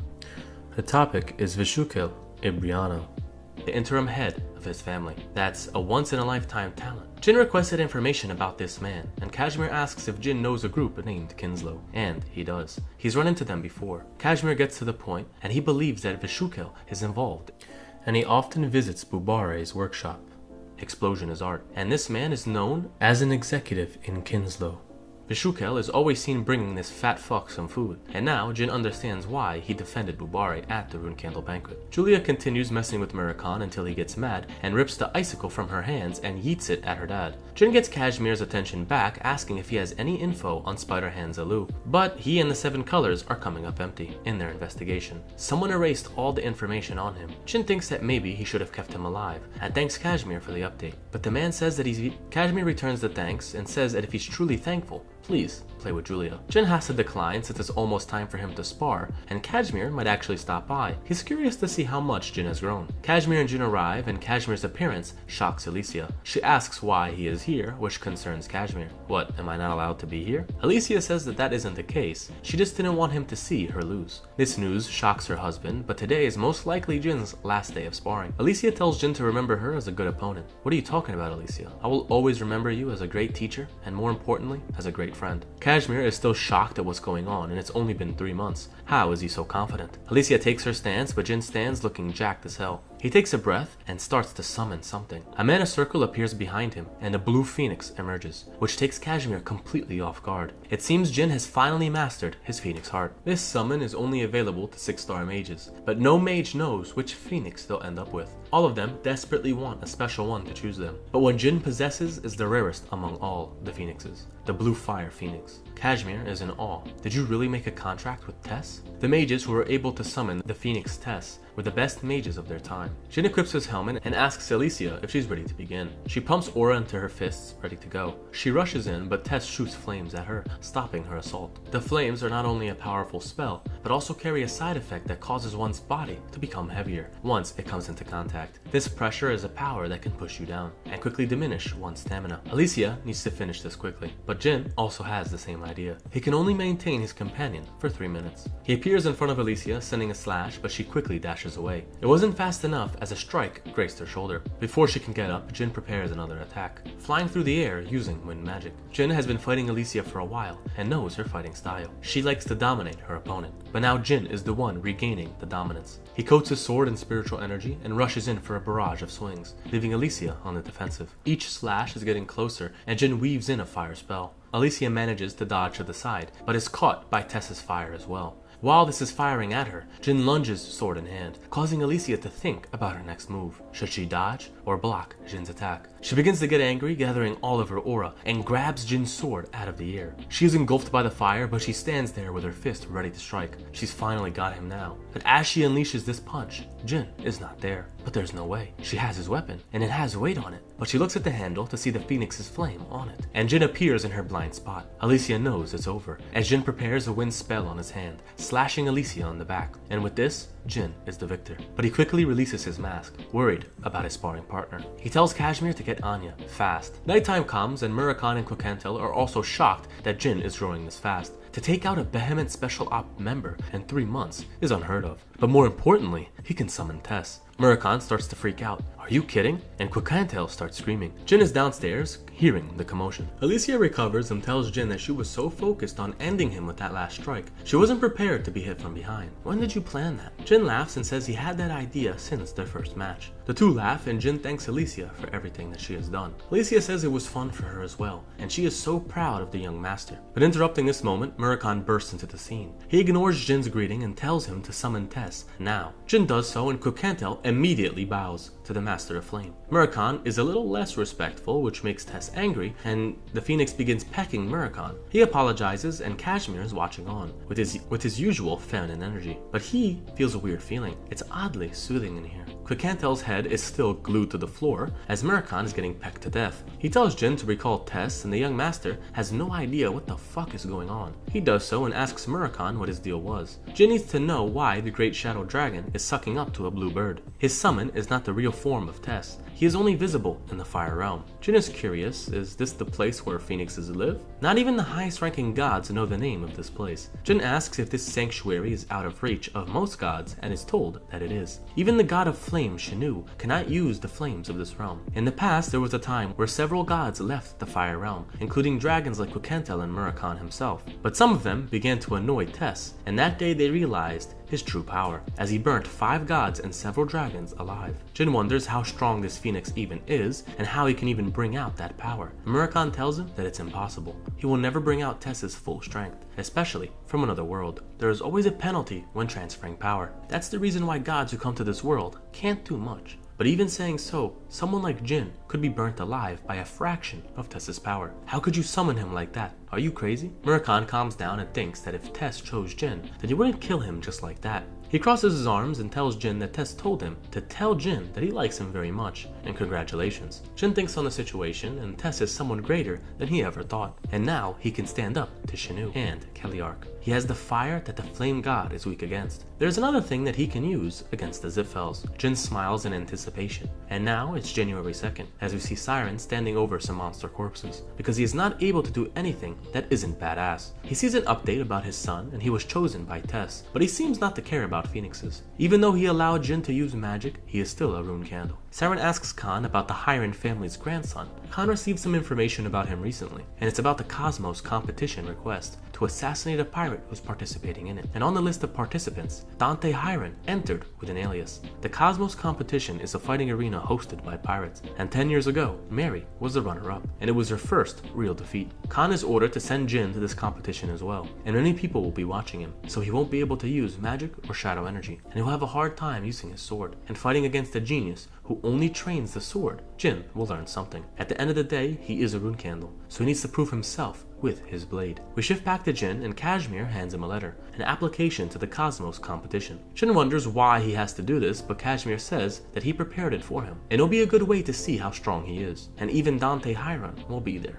You do know his grandfather, right? The current patriarch of the family, Ron Hiron, someone who was on equal terms with Siren before he ascended to godhood. And Dante is a genius of that family. Aren't you curious how you stack up? Jin thinks about it, but asks if he really needs to attend. Kashmir starts panicking because this is an order from Siren, but Jin tells him that he will go, since he is so insistent. Jin thinks to himself that he understands why Kashmir brought this. Siren must be pulling the strings, and wants Jin to understand that swordsmanship is still his priority. Kashmir lets Jin know that he has to leave tomorrow, and the timing is a little tight, and he pieces out wishing Jin good luck. Despite his confusion, we're introduced to a new setting, the Bellado Empire, an island in the south, and this is the first time Jin has been a place like this since Mammon. And this place might be worse. A fighting tournament, huh? In this stage, there are no rules, and you can kill your opponent even before the match. using assassination methods. To think a genius of Hiren would participate in such a place. Is their patriarch crazy too, or what? Jin thinks that this will be good experience, but a familiar face appears as Baradin takes off his hood, ready to have some fun. Jin enters the registration as the thugs look at him and smile. The man asks who this kid is, and Jin says that he's here to enter the competition. The man tells him to get lost and applications are closed. Jin swore that there was still time, but the man says that he's not in the mood. What, you don't understand? Jin grabs some gold from his pocket and smacks the dude in the face with it, sending him to the floor. That's the entrance fee, right? Put my name down. The man gets up and smiles and starts laughing hysterically. What an insane kid.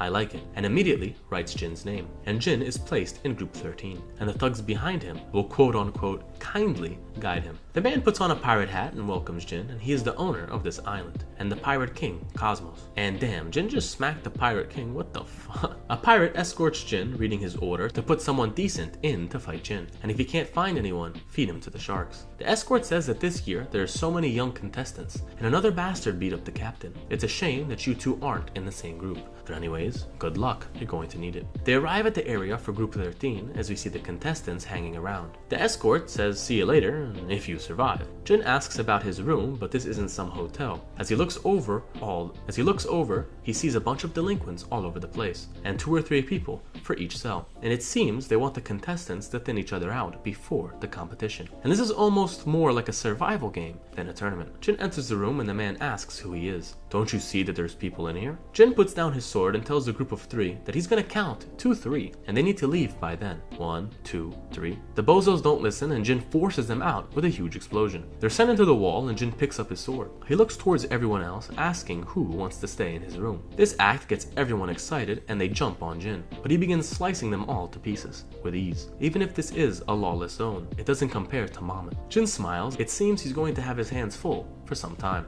We shift to the next scene and Jin is reading in his cell, and the guide comes asking if he plans to kill everyone before the match starts, as we see the hallway full of their corpses. Jin closes his book and says that this is just an appetizer before the main course. The guide starts to laugh, and the boss did say that he was an intense guy. How funny. There was a reason he said to put him around good fighters. Group 1 and 2 will start their matches soon, and Jin is allowed to watch. He is escorted to the arena, and the man tells the super rookie to sit and watch. Jin overhears some people talking about the guy from group 13 who knocked everyone out, and they should bet on him or what. But the conversation continues that they heard someone in this competition is a reserve flag bearer from Reincarnated, and it seems Jin's cover is blown. It seems these people heard the news from a Cosmos pirate captain. The other day there's a strong boy from Reincarnated participating, and if that's the case, it could either be the Tona twins or Jin Reincarnated. Wow, it'll sure be great if Jin is here. The youngest ever 5-star. Jin sits next to these guys, overhearing their conversation, and it's normal for them to know his name. But who spread this information? Fireworks start to burst in the sky, and the Pirate King welcomes everyone to the arena. This is what they've all been waiting for. They cheer for the Pirate King, and they yell out his name. The guy laughs and says to skip the small talk. Let's get to the main event. There are 14 contestants per group, and a total of 13 groups. The 182 martial artists are ready to fight, for your entertainment. The first man to take the stage is Mentis, and this ugly fuck has 2 sickles hanging from his arms, and his opponent is a pretty-faced boy swordsman, Paul Mick. Jin knows that that is just an alias and is shocked at the kid's age. Is he 13 maybe? These pirates are crazy to make him participate. Wait, young boy? Jin recalls this story from earlier, as the kid squares off against Mentis. The man licks his blade, but Paul unsheathes his sword, and in one quick motion, Mentis is decapitated. Everyone is shocked, and even Mentis' floating head is as well. The Pirate King is baffled at what just happened. This guy's head just fell off. That doesn't even make sense. Jin knows what happened, and as soon as the match started, he was beheaded with sword energy. And he understands now that this is Dante Hiren. The boy sheathes his sword and is the winner. But Jin hears a familiar voice behind him cheering, and turns to see Baradin. Now what the hell is this guy doing here? As Jin looks back in horror. Baradin continues cheering alongside his new buddies, and says Paul Mick is the future. Bet your life savings on him. Jin thinks that he must be on a mission, and has to move before he is caught. But Baradin looks down and spots Jin. Hey, what are you doing here? Long time no see. His loud commotion grabs Dante's attention, and he immediately looks up, identifying Baradin, and thinks, wow, what is this Zipfel doing here? Dante waves, saying he's happy to see him too, and Jin is just cringing at this whole situation. And the Pirate King asks Dante if he has anything to say before the next match. Dante clears his thought, and he is happy to kill some of the world's evils, and prays that these people don't become pirates in their next lives. Cosmos begins laughing hysterically. Being a pirate isn't recommended to children, huh? But what he is saying would make every pirate in here sad. The Pirate King throws his hat into the air and it's time for the next match. Jin returns to his cell and no one besides Paul Mick, which Jin believes is Dante, is worth worrying about. And even though he is young, his swordsmanship is on another level. Jin wonders if he can use his magic and spiritual energy and doesn't know if his swordsmanship will be enough. He grips his fist. It's too early to tell. In 4 days, it will be Jin's turn to fight. Until then, he needs to survive. And we see a shot of Dante, seemingly malnourished. We now see Baradin playing with a pendant as an elder watches, telling the boy to stop playing with such an artifact. Please, keep it safe. Baradin continues to fool around, but the elder gets to the point, asking if the young master knows about the Cosmos competition. Baradin seems to pretend not to know about it, but is really bad at lying, confirming the elder's suspicion of where he goes this time of year. Baradin is informed that Dante Hiren is participating, and now he is allowed to go, to see how powerful his future opponent will be. And this is the official reason why Baradin is here. But it seems in the last 2 days, there wasn't a single fun match. So Baradin is getting pretty annoyed, but he spots a name, Jin Gray, and gets excited. Don't tell me Jin is actually participating. Baradin gets some new excitement at the prospect of watching Dante and Jin fight. We shift to Jin laying back in his cell, seemingly tired from the day. There's 147 surviving participants, and 35 have died. Jin cleared out his section, but soon people from other sections will try and attack him, so he can't let his guard down for a second, and he can't risk sleeping. During his cadet training, he had a similar situation and trained for 4 days straight. Some footsteps are heard and Jin notices someone walking in confidently and grabs his sword, but notices Dante as he wobbles up to him, asking to talk. The boy asks Jin to please let him sleep. They can take turns guarding each other. Dante has been watching Jin and he knows he's a real martial artist, so please, just let me rest. But this last sentence is all of his remaining strength as the boy falls to the floor. Jin wonders if he's been properly trained, but notices the strong scent of blood. He was attacked non-stop for days. And on top of that, more people are still after him, as we see some pirates grouped up, ready to kill the two. Jin sees this coming and lets off some murderous aura, and he slices the leader, telling the rest that anyone who steps in this room will die. One guy tries to reason with Jin, they're not here for him, please, calm down, they just want Paul Mick, and then they will leave. A man with a crossbow has his sights set and lets off an arrow, which Jin catches, and he notices the poisoned tip, and now they really pissed him off. He prepares his aura and finishes them all off. Some time passes and Dante wakes up, surprised that Jin actually guarded him. Jin gets to the point saying he's dealt with Dante's pursuers, and they were the underlings of a pirate, Cyclops Joe. Dante is so happy that he was defended and thanks Jin. The men assumed Dante was a rune candle, which makes the boy chuckle. How could they mistake him for one of those superhumans? Dante says that Jin helped him and he will tell him why he is here. He isn't Paul Mick, but a noble, but not a rune candle. He doesn't get specific and says he's from the Behemoth Empire and can't tell Jin any more details. He thanks him again and offers to return the favor. Dante will put his life on the line to protect Jin if it comes to it, and he will put his honor behind it. Jin takes him up on his offer and throws him a sword and asks to be waken up before Group 13's match. Dante is cold on the outside, but after meeting him, Jin thinks he's made a great friend. We're back in the dueling arena as an angered pirate swings his axe at Dante, but he calmly draws his sword, ending the pirate in one strike. And Paul Mick is the winner yet again. He sheathes his sword and the crowd roars.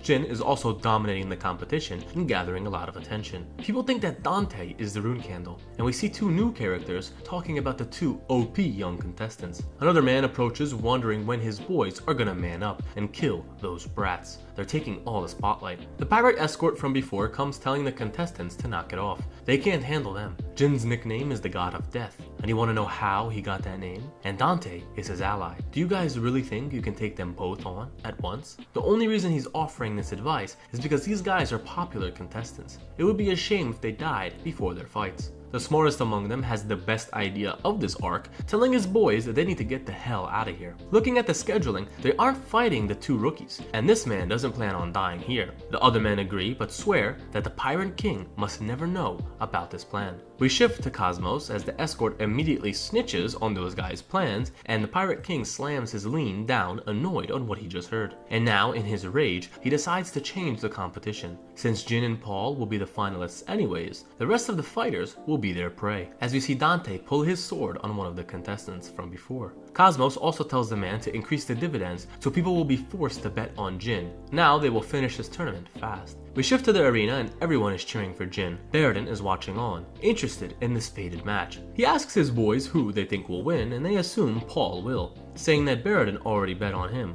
But the mage has a cheeky smile. He actually bet 100,000 gold on Jin, which startles his companions. Jin is currently a 3x underdog, and his companions really question if the pirates will pay 300,000 gold if Jin wins. Baradin smiles, and Cosmos better pay, even if he has to sell some of his islands. The Pirate King comes out telling the crowd that it's time. The crowd starts to get annoyed, yelling at the man to bring out Paul and Jin already. Cosmos takes a breath and calls for Paul Mick. The crowd roars, and his opponent is Group 13's Grim Reaper, Jin Grey, and Baradin cheers for his rival. The two square off, and this is the fight that everyone has been waiting for. Cosmos calls for them to start, and the two stand drawing their swords. Dante has a serious look, and in a quick flash, disappears. Jin is taken off guard as Dante appears above him with immediate strike. The swords clash, and Jin lets out an attack, sending Dante back. The boy laughs. He knew Jin was stronger than this, but it's time to get serious. He builds up aura into the tip of his sword, and Jin does the same. The two lock eyes, and in a single strike, they cause a huge explosion. Everyone watching is shocked at the sheer power from these two young men as they continue their barrage of strikes at each other. Their auras flare up, and they continue the heat of the battle. Jin thinks that he's certain that this was Dante's highest speed, but right now, he's increasing his speed only when needed, so he can properly manage his stamina. And if that's the case, he'll have to exploit this as he dashes to the right. Dante smiles, knowing what Jin is about to do, and the two match each other's tempos. They dash around the arena, and the spectators can hardly keep up. The power they're witnessing is beyond their comprehension, and Baradin is watching in awe, gripping his arm, wanting to fight himself. Dante is having the time of his life, telling Jin that he thinks he's holding out, but he'll see through his tricks eventually, because now Dante will become much faster, as he dashes faster than Jin can see, taking him off guard. He sends a horizontal slash, but Jin barely manages to duck under it. He sees his strike and makes a strike of his own, but he was too slow, as he begins to cough up blood. The fight isn't over, as Dante continues his assault. Jin is barely holding up, and the crowd roars Paul's name. They want him to end this just a little bit more. Dante thinks that this is all of Jin's strength. Dante begins to understand who Jin really is, by his swordsmanship and his physique. The way he's fighting is making this battle become drawn out, and only one person can be capable of this, Jin Runecandle. To think you would be using an alias as well.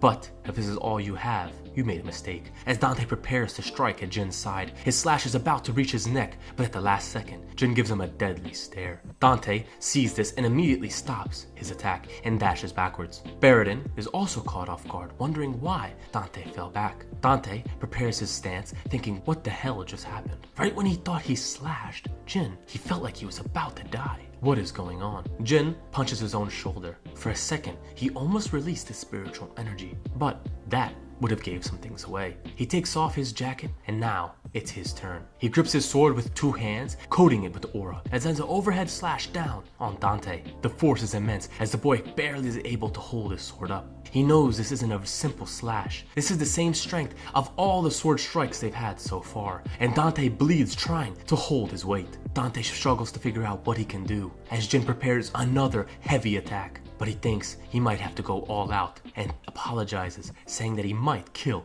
Jin. Jin hears this and tells the boy not to get cocky. Why are you hesitating? If you know I'm a Runecandle, don't disgrace yourself, Dante Hiron. Dante is a little shocked that his identity was revealed, but smiles. He knows what this fight is for. He apologizes to Jin and asks to continue the duel. Jin holds out his sword, ready to fight. The two square off again, and both have a determined look in their eyes. The fight begins and they dash in faster than before, sending huge shockwaves with each strike. The barrage of sword strokes continue, with neither man getting the upper hand, and both sustaining small strikes. Dante is going all out, landing strike after strike, and Jin manages to parry one, sending his sword upward. He grips his sword with two hands and unleashes the full extent of his power, slamming it to the floor. Dante was able to dodge that intense attack and tries to slash at Jin, but he barely manages to evade backwards. Jin sends a slash of his own, parrying Dante again. Jin thinks that Dante has to be at his limit. How is he still fighting this hard? And curses the young boy. He really is a genius that appears once every few hundred years. Talent that has to be blessed by the gods. However,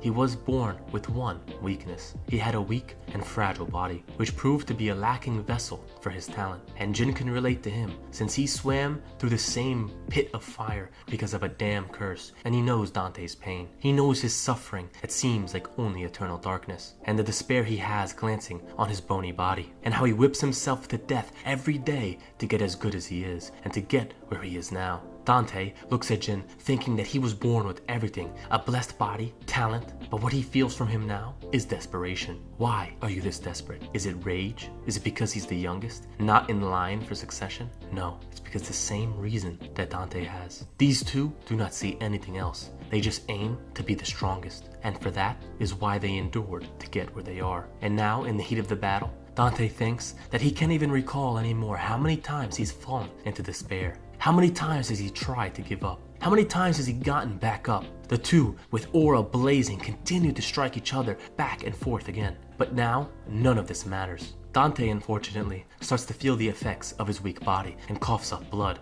Jin notices this and sees that Dante's body is breaking. He grits his teeth, but knows that if he gave up now, it would be an insult to Dante, and continues to attack. Dante seemingly can't grip his sword, starts to fall back. But Jin rushes in again to land the final strike, but as he's doing so, he says he's sorry and hopes that Dante understands. But as his blade grazes his neck, Jin stops. Dante stands there, seemingly depleted, and tells Jin that it's been fun, and falls to the floor. Jin immediately turns around, asking someone to please call a medic, but Baradin is already there, placing his hand on the young boy. He says it's worse than he thought, but tells Jin not to worry, as he puts a healing spell, making sure that Dante will live. Baradin begins casting his spell, as Jin looks on with a worried look. Baradin tells him not to worry, as Jin only looks on thinking that it's too late. He's already past the point that can be healed through magic. Not only his bones, but all of his organs are severely damaged, and his aura is rampaging through his body. Healing magic now will just increase his pain. The only way to keep him alive is through one technique. Baradin tells Jin to just watch and listen carefully. There's going to be a secret that he's going to have to keep between the three of them, as he holds out his pendant. Two of his attendants come telling the young master that he can't use something like this now.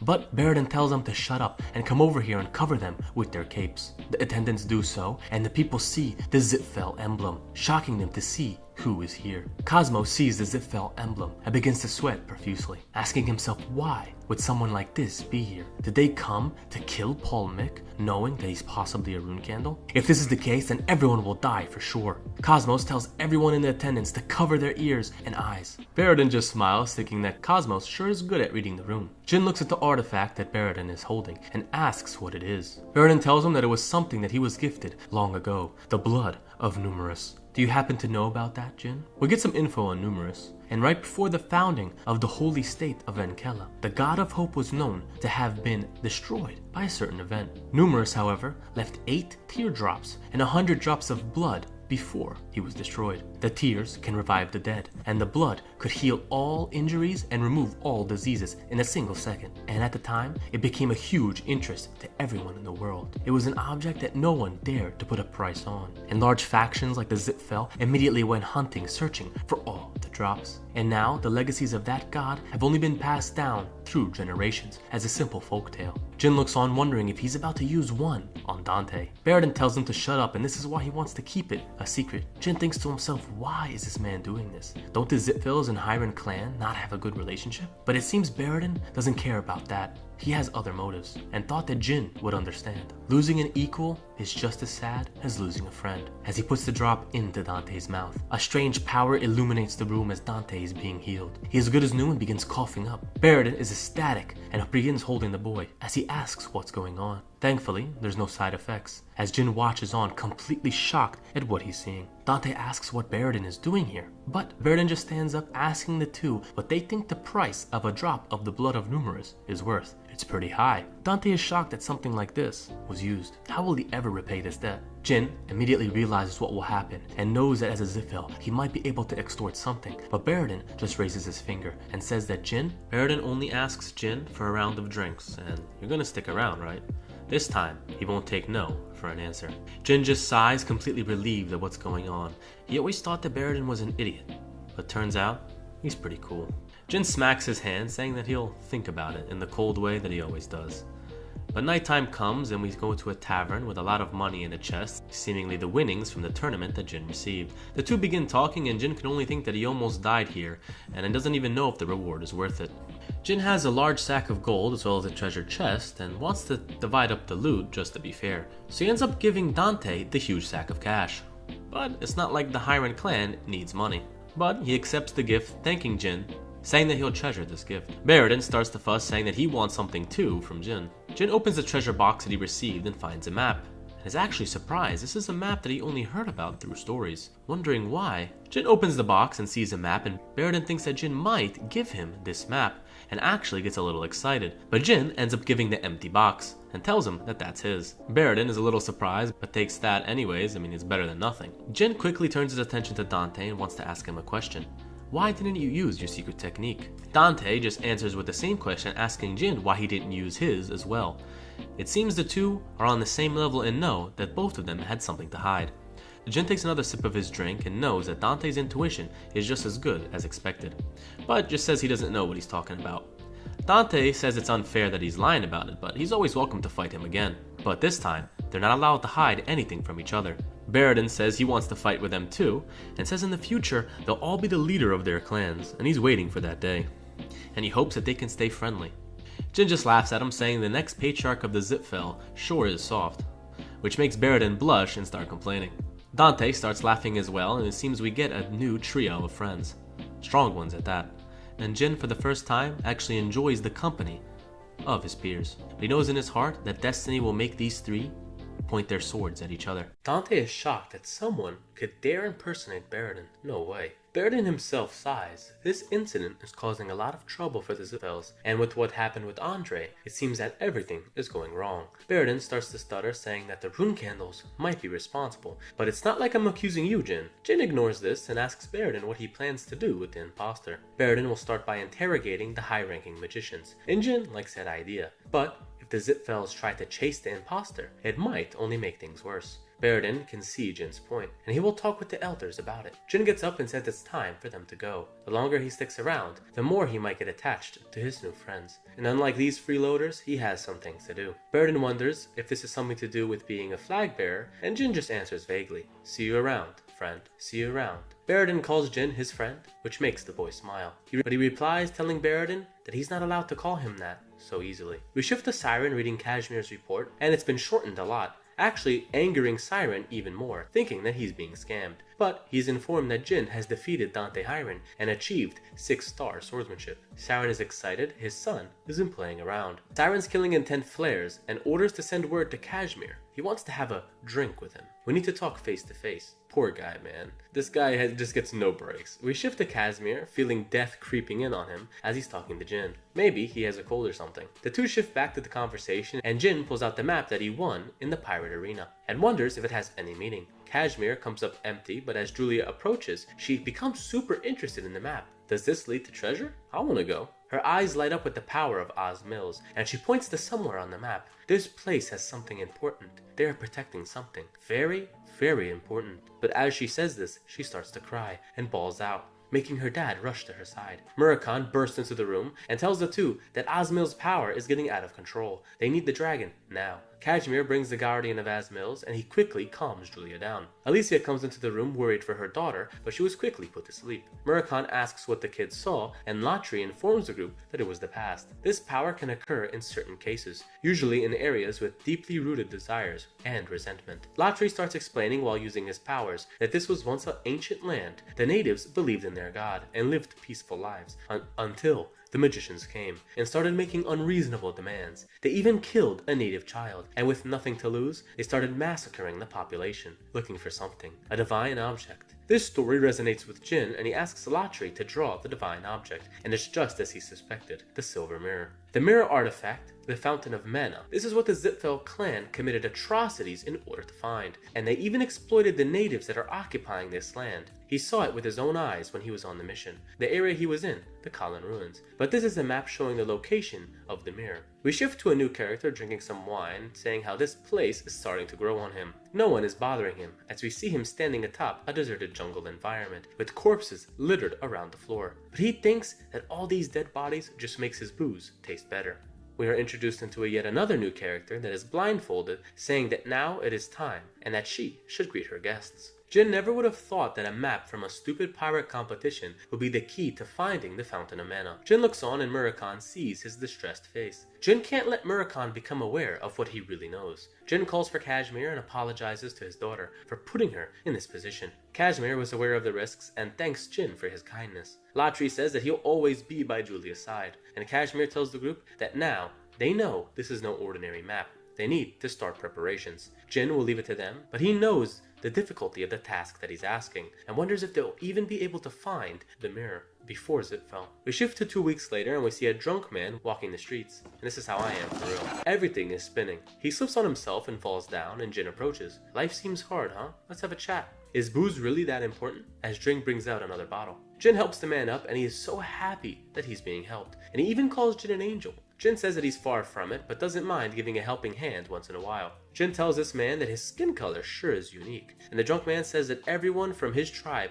looks like this. It's from a faraway place, and you probably never heard of it. Jin thinks, a faraway place, huh? Well, I have something of this faraway place. Do you know what this means? And he pulls out the map. The drunk man breaks his bottle and immediately becomes hostile. What are you guys after? What is this? You knew I was from the Kalin ruins. What do you want? Jin smiles and immediately points at Murakon and Latri, saying that they're dragons, and Murakon gets annoyed at being exposed so easily. The man calms down and knows that Jin is not from Zipfel, and asks how he was found. A few days ago, Jin found this map, and the green boy over there has the power of Oz Mills, so they were led to him pretty easily. He saw a vision of his people being tormented, and no one could help them with this map. However, by sheer luck, they found this man here in Tikon. What a coincidence. The man gets serious and tells them that this is no coincidence. Let's go see my sibling. He tells the group to follow him, and we see the blindfolded woman from before, who welcomes them. She has been waiting. The drunk man bows to Lady Lausa. Jin is taken aback. She's been waiting, huh? He notices the energy emanating from this woman. Maybe she's a noble or chosen by a god. She says that, but the next line she says really grabs Jin's attention. You are the one born in swords and chosen by the god of shadows. And that is the last dragon of the Shadow tribe, the guardian dragon of Ozmil. The lady tells Jin not to be surprised. This is one of her skills. Jin thinks that he's felt this aura before. Lausa, are you a god? The lady chuckles, but says that she is not, just a mere vessel. If she were a god, she wouldn't have lost her homeland and went into hiding. Murakon knows that if she is a vessel, then soon her energy will deplete. Lausa nods her head in agreement, and this information pains her deeply. Jin never heard of a god from Kalin, but Lausa doesn't explain, and gets right to the point. Can you show me the map? Jin hands it over and Lausa begins to decipher. The one who reads through this, with a Kalin heart, do not forsake us. Come here and shout. We are merely quiet people that are trying to survive. The god gave a heavy order, but we are not strong enough to execute. I am resentful. This was a map created by Lady Lausa's dead grandfather. It was supposed to have 2 fates, but thankfully, it ended in the hands of Jin, the light of hope. Lausa's prayers have been answered. She asks for a trade, but Murakon tells her to cut it out. She has no options, just ask us for help. They're gonna go anyways, and they need to deal with the Zipfels. Lausa just laughs. She does not believe in favors being done out of pity. But Jin, I know it's been a while since you've heard Solderet's voice. Jin is taken aback by this statement, and this is something that she can offer as a reward, and she will use the rest of her divine power to contact Jin's god, if they help her. Jin agrees, but tells Lady Lausa that he will do his best, but he can't promise that he'll be able to save her and her people. She agrees and decides to give him some information that will be useful. We don't see what was actually said, but we time skip to Jin, Kashmir, and Murakon heading towards the Kalin ruins. They stumble upon a sign that tells them that this is a restricted area, and Jin starts to ponder on the situation. In his past life, this area was never restricted, but maybe his actions as a cadet started to change the future. This area would be discovered years later by a certain journalist, and he wonders if that journalist is still doing his job, or maybe he changed the fate of him too. Kashmir asks what Jin plans to do, and obviously they're not going to turn back because of a sign. Jin just starts walking in, and Kashmir gets a little bit worried, but isn't he like a freaking 8-star, 7-star swordsman? Like, what the hell are you so scared about? As they walk through the forest, Jin starts to get cautious. There's no guards or even trap magic anywhere around. Why are the Zipfels so careless, even with such an important place? Kashmir thinks that maybe they found the artifact. Jin doesn't think that's the case and thinks it's more likely that maybe they just given up for now. They're probably using this as a vacation spot. But, interrupting the thought, Murakon pulls Jin back and hides in the bushes. He looks over and sees the natives, the enslaved Kalins. Jin looks over and sees a pure-blooded Zipfel, and he's drinking in the middle of the day. Muran Zipfel. He's known as the lunatic of the Mage Tower. And instead of being Keliark's son, he is known as the craziest mage in the Zitfell family, and he has committed countless atrocities. Jin notices that he has no guards, and Kashmir says that that is true, but this man is an 8-star mage and possesses a lot of artifacts. His power is immeasurable. Murakhan gets excited, ready to start this fight and end him right here and now. Jin isn't so eager to kill him right away. They did just dispose of Andre. If they kill Muron right after, then there might be some consequences. They need to find a reason to make the Zitfell family not make a move on them afterwards. But quickly after he says this, he notices a brush in the bushes and turns to see a strange man with glasses and a satchel. Jin hides so the man doesn't see him and lurks behind him, popping up with a knife to his neck, asking who he is. He won't repeat himself again. The man introduces himself as Dino Jaglan, a reporter. And Jin knows his name. This was the same reporter who reported about the Kalin ruins the first time around, and it seems even though the situation has changed, Dino's objective has not. Even though he has a frail body and is only in his 20s, he's still fighting hard against the Zitfells. Jin finds this quite admirable. He asks him what he's doing here. Are you trying to get the next big scoop? Tell me the content. Dino doesn't answer and asks where the hell Jin came from, and Jin just says they're passing through, just some simple travelers. Jin says that even though they are traveling, the situation here seems strange, and he's not sure if the Zitfells are treating these people as they should. Dino agrees. The situation in the Kalin ruins is terrible. These people are enslaved. Murkad wonders if they should even start talking to this guy, but Kashmir informs him that they probably have the same goal. Dino's goal is to expose the reality of the Kalin ruins. Dino takes a book out of his pocket and gives it to Jin. This is all the information he has collected over the many months he spent here. He already approached Muron and even had some drinks with him. He's been doing that for the past few days, asking questions, trying to gather any knowledge that he can. Jin just hands the man back his book and says that he's okay, but asks him for a favor. We shift to nighttime and we see Muron drinking away, cursing those old mage farts. Just because he played a little joke, they're gonna send him to this hellhole? Those bastards. He looks at the slave on the ground and kicks him in the head. You think that too, don't you? Dino approaches asking Muron if he's bored drinking all that by himself. And it seems Muron's drinking buddy is back. He waves and tells Dino that he was about to die waiting for him. He can't even communicate with these guys. But he sees behind that Dino is not alone. Dino introduces his friends and says they're travelers and thought they would be entertaining, so he brought them with him. He apologizes to Muron that he brought them without permission, but the mage just says that he's fine. Dino continues that he met these travelers in the Phelan Kingdom while digging for some medicinal herbs. Jin takes off his hood and says it's an honor to meet you, Sir Muron Zitfell. But Muron smiles in excitement. We flash back to Baradin at the table talking about his older brother Muron. He doesn't think high of his sibling, and knowing the things that he has done makes Baradin want to throw up. And yet the family allowed him to become a pillar of the Tower of Magicians. Before Jin left, Baradin gave him a warning. Never fight Muron. We flash back to the present as Muron is talking to Jin, asking if he has any stories. Jin just laughs. Nothing he has would be entertaining enough for a Zitfell. But Muron tells Dino that he is pretty brave. Ever since he met him 2 years ago, he was curious on why a reporter would stumble into a Zitfell restricted area. Muron places his arm around the man, causing him to freeze up. I'm not saying I'm mad, Dino, but I am a little bothered. Now tell me why you're digging around and asking the Crimson people what's going on.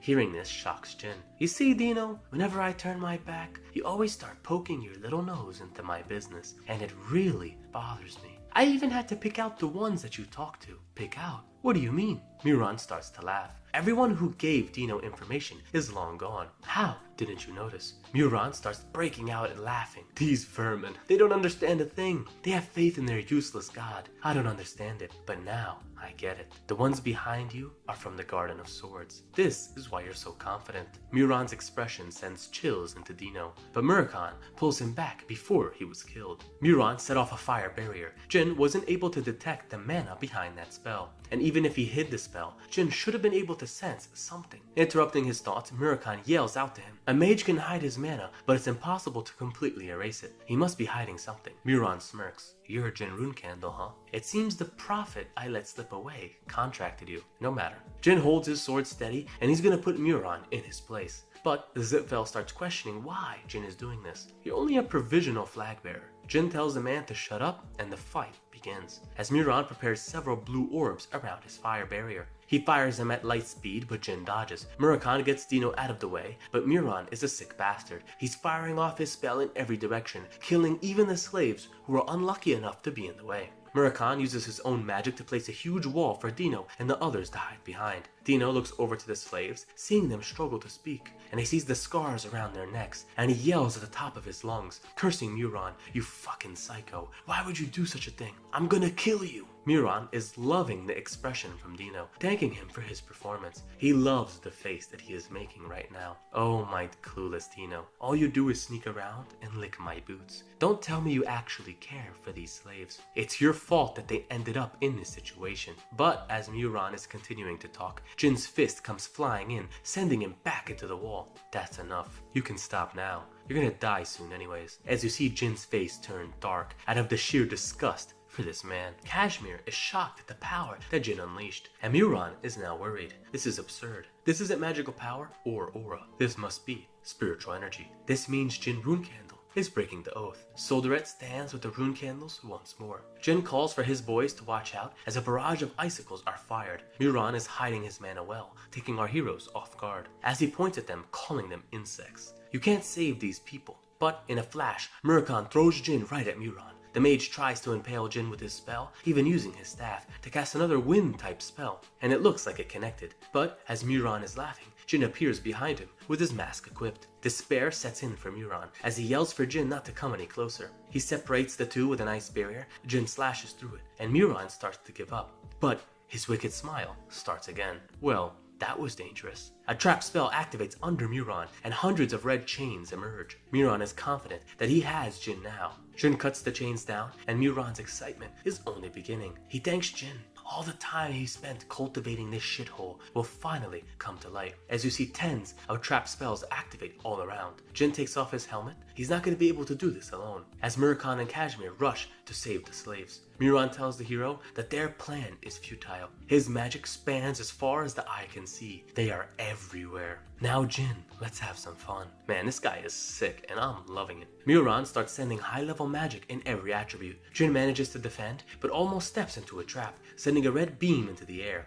He falls back, but lands into another red substance, erosion. This disintegrates everything that it touches. Jin has no choice but to move forward. The traps set off one by one, sending red beams into the sky. But something's off. If he's an 8-star mage, how can he have so much mana? What kind of artifact is he hiding? Muran looks on, knowing that Jin is catching on to his plan. He's been avoiding the pillar of fire and erosion traps. He wouldn't make those moves unless he had a deep knowledge of magic. So Jin, you're a magical swordsman. Jin doesn't answer, and Muran is more excited. You sly bastard, Jin. If you can use mana, then that means I can go easy on you. As a green circle appears under Muran, and he's inches away from Jin's face. Mana overload, a fatal symptom for those who use mana. It's a physical condition which causes the mana in one's body to explode. In a battle between magicians, the lesser side will be the first one to experience this horrible fate. And unlike knights, it's easier to rank magicians. All this time, rune candles didn't have mana, so it wasn't possible to overload them. But Jin is vulnerable. Jin has thought about this very situation and expected Muran to do something like this, so hands the man a gift. Watch closely. Jin unleashes the flashbang spell, and Muran is in complete darkness. Is this the power of shadows? No, must be different. Muran saw a bright light. That fucker tricked me. As Muran tries to predict the next attack, Jin slashes at him with his spiritual energy and cuts off Muran's arm. Muran disengages. Light magic, huh? You just keep surprising me. Light and shadow magic? Are you the main character or something? Jin is beginning to get fatigued, and he sees Muran taking the spiritual energy out of his arm. The way Muran fights is like a wild beast. He doesn't have the same mana as Andre, but he's a much more difficult opponent. The Zipfel stands there thinking about his options and starts to laugh. You see, Jin, you and me, we're the same. Jin has no idea what he's talking about. I've used maybe 3 so far. Jin starts to understand as Muran points to his staff. Those slave bastards that the reporter tried to save, they have been quite useful as my mana amplifier.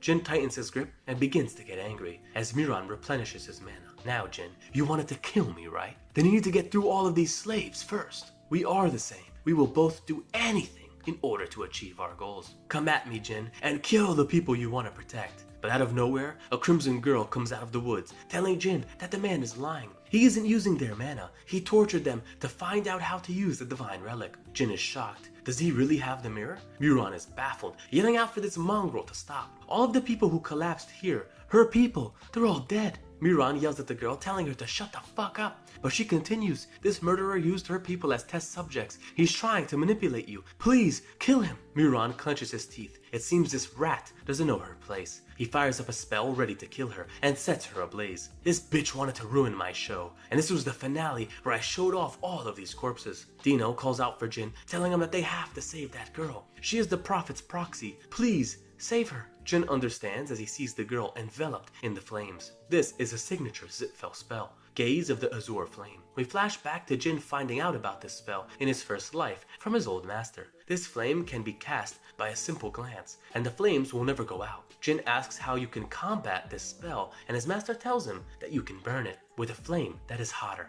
Jin summons Tess, and Myron is left speechless. Jin swoops in, saving the prophet, with Tess wrapped around them. The realization that the greatest mage of the generation is a rune candle makes Myron scream in anger. "How dare you presume that title, you swordsman scum?" Jin looks on with confidence, with the prophet in his arms. The flames are not hot. Tika was sure that she was burning to death, but now there's not one scar. Almost like this new flame is protecting her. Jin thanks the prophet for not letting Miran fool him, but she quickly tells him to get back into the fight. He doesn't have the artifact, but he could be close. He knows a few of the activation chants, but the relic is hidden in a secret place. And Jin is here due to Lady Lausa, right? When the fight is over, the prophet will tell Jin the location, so please free us from this suffering. Jin starts mocking Miran. "Are you mad that Tess chose me? Is this all the spells you have? Some little traps and fireballs? Is that all of your tricks? Because now I'm done playing. It's time for you to go to hell." Miran gasps and drops his staff. "I was the spouse of the Witch of Hell.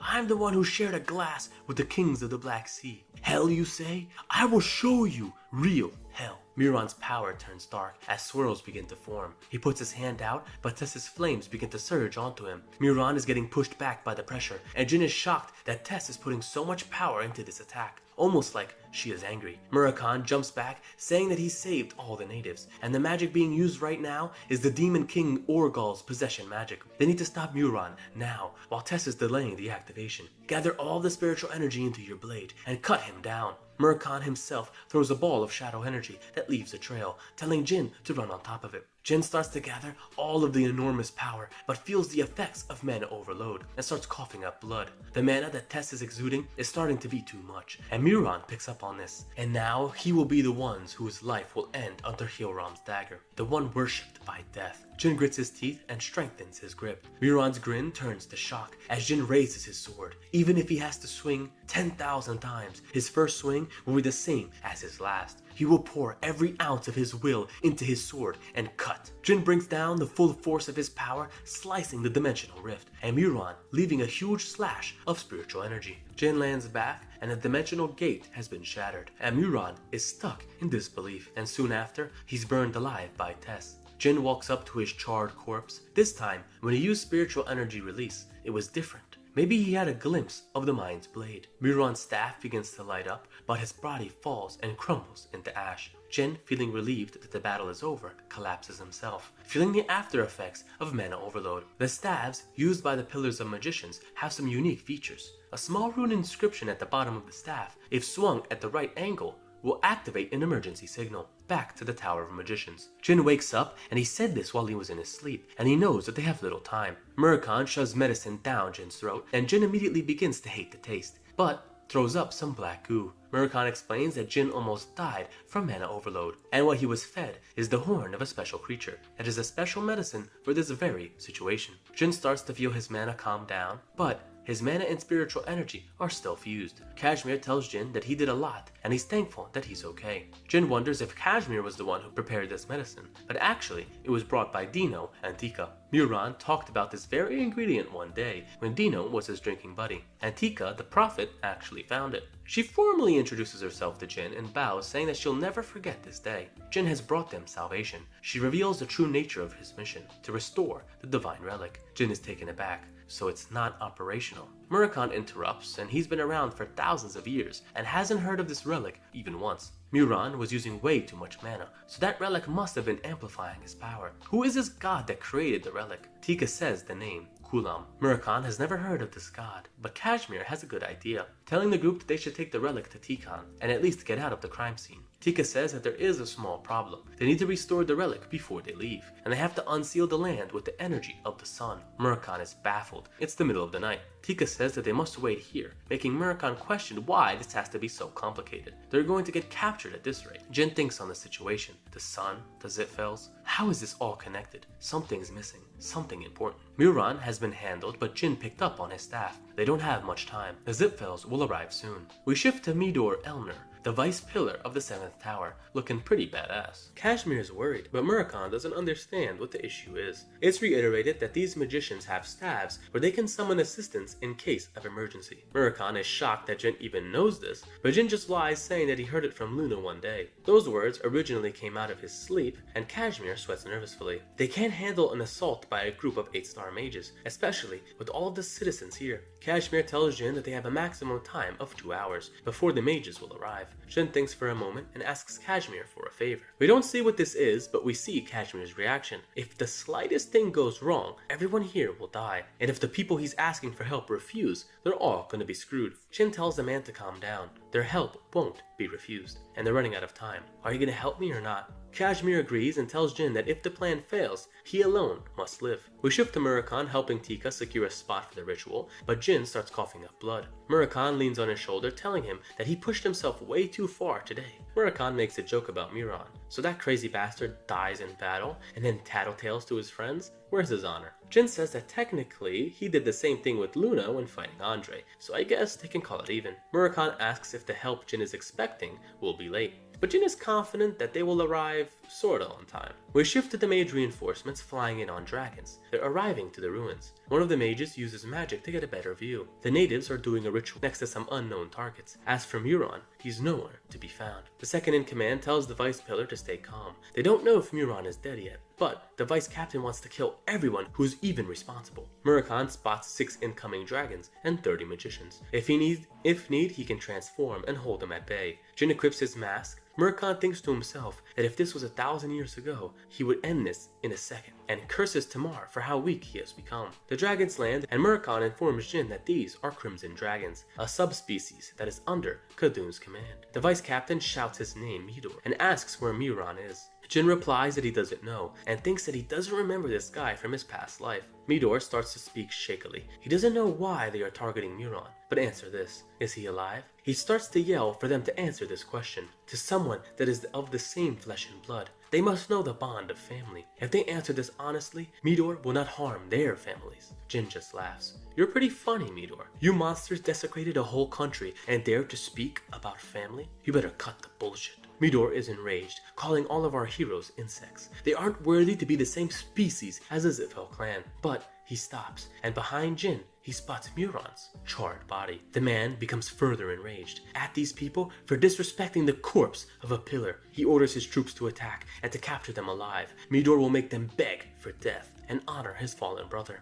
Each mage is using 8-star magic, and this isn't good. But out of nowhere, a voice is heard, and an icy mist takes care of all the spells. Cyrus and Dorma and her mother arrived to save our boy. Talaris only came to see who the boy is that her daughter likes. Midor is shocked that all of his troops' spells were frozen. He notices the cold air and the chilling presence. Is this the master of the hidden palace? Talaris and Dorma? It seems Kashmir succeeded, and Murakami is impressed. It seems all the hype he was giving Talaris wasn't for no reason. Nice job, kid. Occupying these bad bitches is the snow-toad Mort, who can only be summoned by those chosen by Myriad Ice. Talaris tells her pet to go get some rest, and summons a huge ice barrier around Jin and his friends, and asks him if he was the one who got her daughter flowers. Jin confirms and Talaris laughs. You're quite famous. How are you still standing, by the way? You look battered and your insides are torn to shreds. Jin says that he's fine, but Talaris has another question. Are you the one who killed my boy toy? You remember him, right? It seems Cyrus didn't try to hide it, and Talaris isn't really mad about it.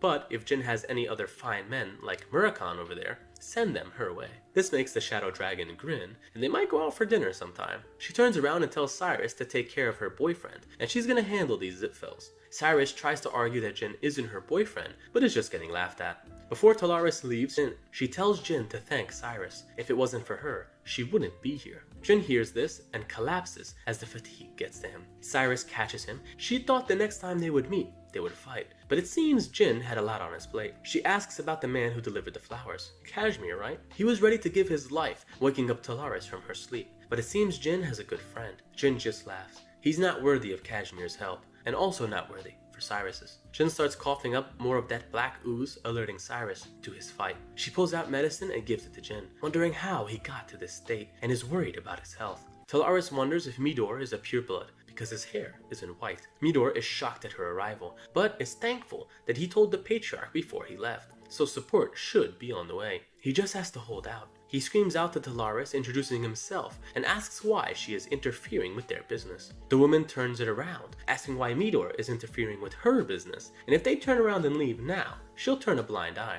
The man behind Midor starts to get cocky, asking who Talaris thinks she is to do this in Zitfell territory, but Talaris summons a mana serpent, causing the man to shit his pants. She tells him coldly to shut that mouth of his. We shift to that same elder, and his mouth begins to foam, and he drops to the floor. Midor orders his men to raise a barrier, and the 6 dragons start firing as well. Talaris uses some magic of her own, but Midor counters. It seems he's ready to fight, and swears that even if he dies today, he will erase Talaris from the map. He prepares his staff and sets a fire spell to explode right on Talaris' shoulder. This is the power of flame that the patriarch gave to me. Even the master of the ice tower can't survive that. But shocking Midor is Talaris mocking his spatial explosion spell. If Keliark gave you that power, then he must really value you. But he forgot to tell you one thing about the hidden palace, and Talaris will teach him the first lesson of Myriad Ice.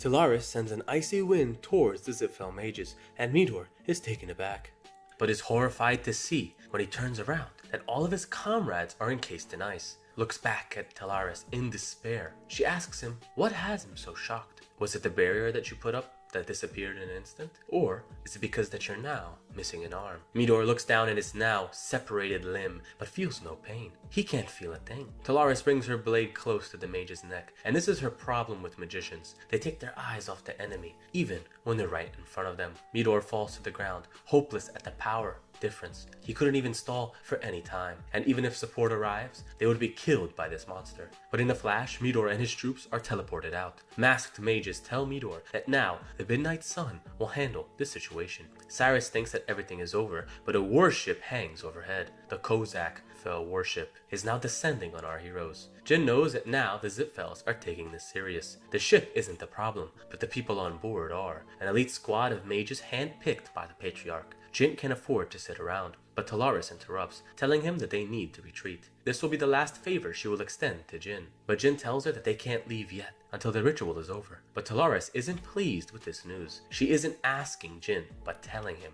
Our boy stands up defiantly and says if they can't see this ritual through, the Zitfells will be unstoppable, and countless lives will be ruined. Help us prevent this tragedy. Talaris turns around. 1 hour is all you get, and once this is over, I will have to have a word with your parents. Jin rushes to Tika, trying to see if she can speed up the ritual. Tika has to wait for the sun to rise, but assures Jin that if he leaves, they will live. The Zitfells cannot afford to kill them. If only Lady Lausa was here, maybe they could do something. Cyrus overhears this and asks if this Lausa person is still alive. She summons her big toad and says that she can bring her here. Talaris sighs. Her daughter is using Mort without her permission. She sure is enjoying her youth. Now, where was I? I need to fulfill my end of the deal. Murakhan stands by her side, offering his help to defend the elite Zitfell force. An hour, huh? Light work. Talaris is surprised that the dragon is helping her, but Murakhan smiles. He might not be able to use his full power, but he can definitely help with these mages. The leader of the Midnight Sun tells Talaris that they will attack if she doesn't leave. Please hand us Muron's killer and the natives. Talaris laughs and points her blade to the sky. If you want to interrogate me, you better bring Keliark. The leader now has no choice and summons a fiery portal. He claps his hands together, annihilation.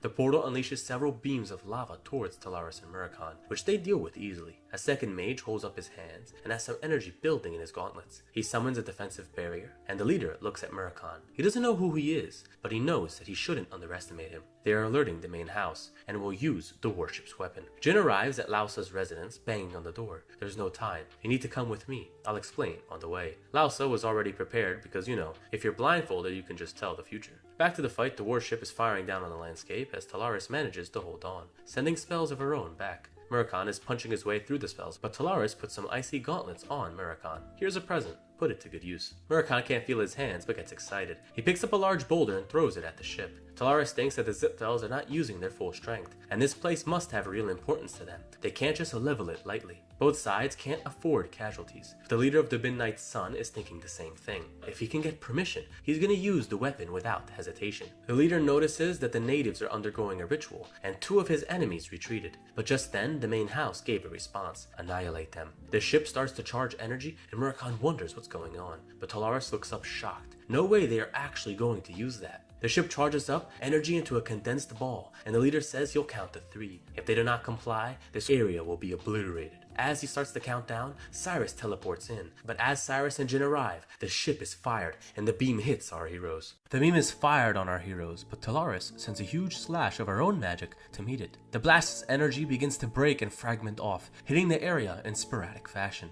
This is one of the properties of true ice. Anything that it touches freezes. Cyrus yells for the Saintess to get down as fragments of the beam fall, decimating the landscape. Jin equips his helmet, but he's too fatigued to put up any real resistance. Cyrus tells him to rest, his body can't take any more of this, but the situation is looking dire. The ship has equal power to the master of the ice tower. The Zipfels are not fucking around. The leader of them is shocked that Talaris can match the power of the Kozak cannon. He yells out for Talaris to comply, or they will continue firing until everyone is dead. The Ice Maiden just laughs. That's pretty funny. You guys couldn't kill me even if you tried. I am the Ice Tower Master. Even if you threaten me, you know you can't back it up. So go ahead and turn your little boat around. The leader of the Zipfel Knights tells Talaris that killing her will prove difficult, but killing those around her will not, and you will bear the humiliation of failing the client. Talaris asks Jin and Cyrus if that girl is needed at the ceremony. Jin says that she is, and they can secure victory if they can escort the priestess to the ritual.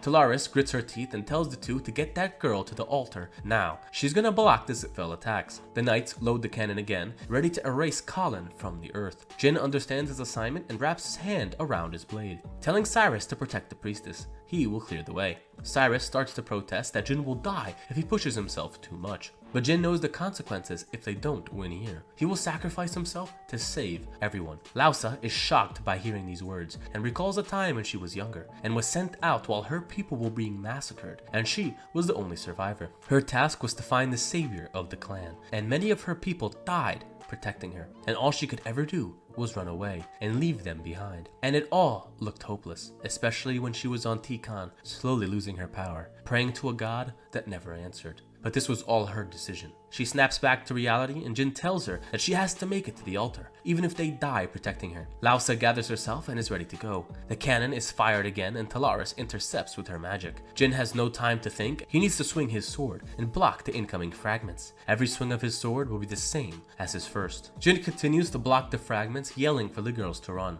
Murakami comes out of nowhere to help Jin in his defense. The cannon is repeatedly fired, and Murakami yells for the girls not to stop. The 3 continue to swat away fragments, and a stray one is headed right for Cyrus. Jin leaps over to defend her, and Murakami is excited seeing Jin do so well. But due to his horror, Jin gets impaled through the stomach by a loose fragment. His mask is undone, and Cyrus and Lausa both scream for him. But they have no time to help, and they need to keep going. Cyrus yells at Jin, calling him an idiot. Why does he have to try so hard? Why? But interrupting her, another fragment is about to hit the 2 girls. Cyrus pushes Lausa out of the way, and her arm is cut off. She manages to hold herself back up, telling Lausa to keep going. The priestess bites her lip, and she will no longer run away. Nothing will change by just praying. Lausa made a decision. Cyrus looks up at the barrage, and it seems it might be over for her as well. We dive into a deep darkness. Wake up, Jin, wake up. Jin's ethereal body wakes up in a hellish landscape. He sees Talaris holding her dead daughter surrounded by Zipfel knights. Jin can't believe his eyes. He turns around to see Murakami dead in the hands of the red dragon, Khadun. Jin wonders if this is the end. They still failed. A voice is heard, asking Jin if he regrets his actions. Maybe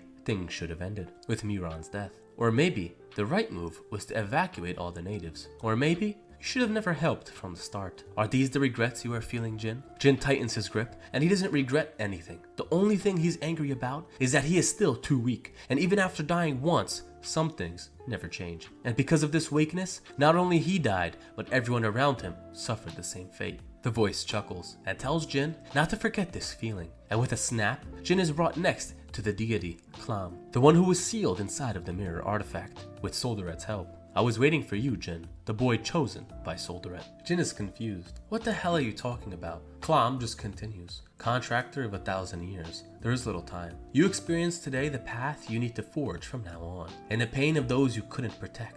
Jin clenches his fist. What does this mean? What do you mean when everything's done? Clam answers vaguely and suggests that they should talk outside, and sends Jin back into his body. Jin wakes up and is surprised. How many times is he gonna get woken up like this? Wait a minute, woken up? He sees Cyrus with a huge smile as she tells Jin that he must not value his life. Murakami comes from behind with a huge slap, cursing Jin. Why were you just laying there? I thought you were dead. Jin thought that Murakami was being attacked by Kidun, but the dragon has no idea what Jin is on about. Talaris approaches. So you're finally awake, huh? She had no idea what she was believing when she saw Jin, but who would have thought he would make a god descend from the sky? Jin has no idea what everyone's talking about, and Murakami tells him that the priestess made the god descend into her body, and it wasn't an ordinary god. Jin looks up to see the Kozak in flames, with the knights on board incapacitated. As soon as the god appeared, the Zipfels were dealt with, and they couldn't even do a thing. And on top of that, there is an insane amount of magic power within this barrier.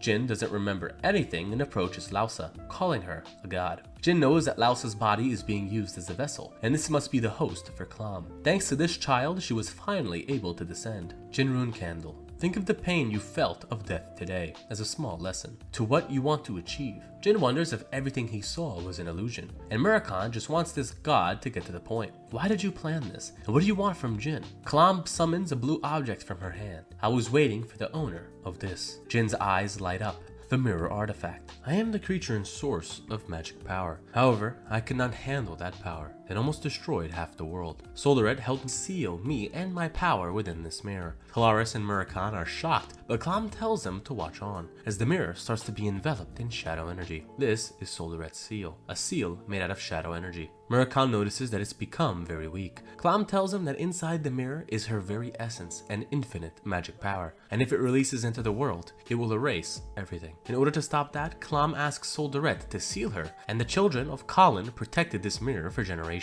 Murakami begins to yell, asking if this god knows how much these people suffered protecting her ass. Clam says that at first it was a different time. No one could rival Colin. But soon after she was sealed, her blessings could no longer reach them. But now she can bring an end to it all, with the 1,000-year contractor that Solderet mentioned. Talaris' eyes begin to light up. Her daughter hit the jackpot. Clam offers the mirror to Jin, telling him to take it. The power to preserve the world. Jin holds the mirror and magic starts to overflow through his body. But with every ounce of magic power that is released, the seal gets weaker. How did the Zipfels use this item so recklessly before? Jin asks if his job is to protect the seal and not the Colin people. Clam says that protecting the seal isn't right. The seal is actually a gift from Solderet. This is Solderet's masterpiece that was created in the prime of her power. It's not just any spiritual energy. The entire seal is part of Solderet. Jin thinks back to Lausa's promise. She would use her energy to call Solderet. Clam smiles, and it seems the kid made some pretty tall promises. Solderet won't even answer if the shadow dragon summoned him. Clam offers her apologies and Jin accepts. It's not like he did everything just for that.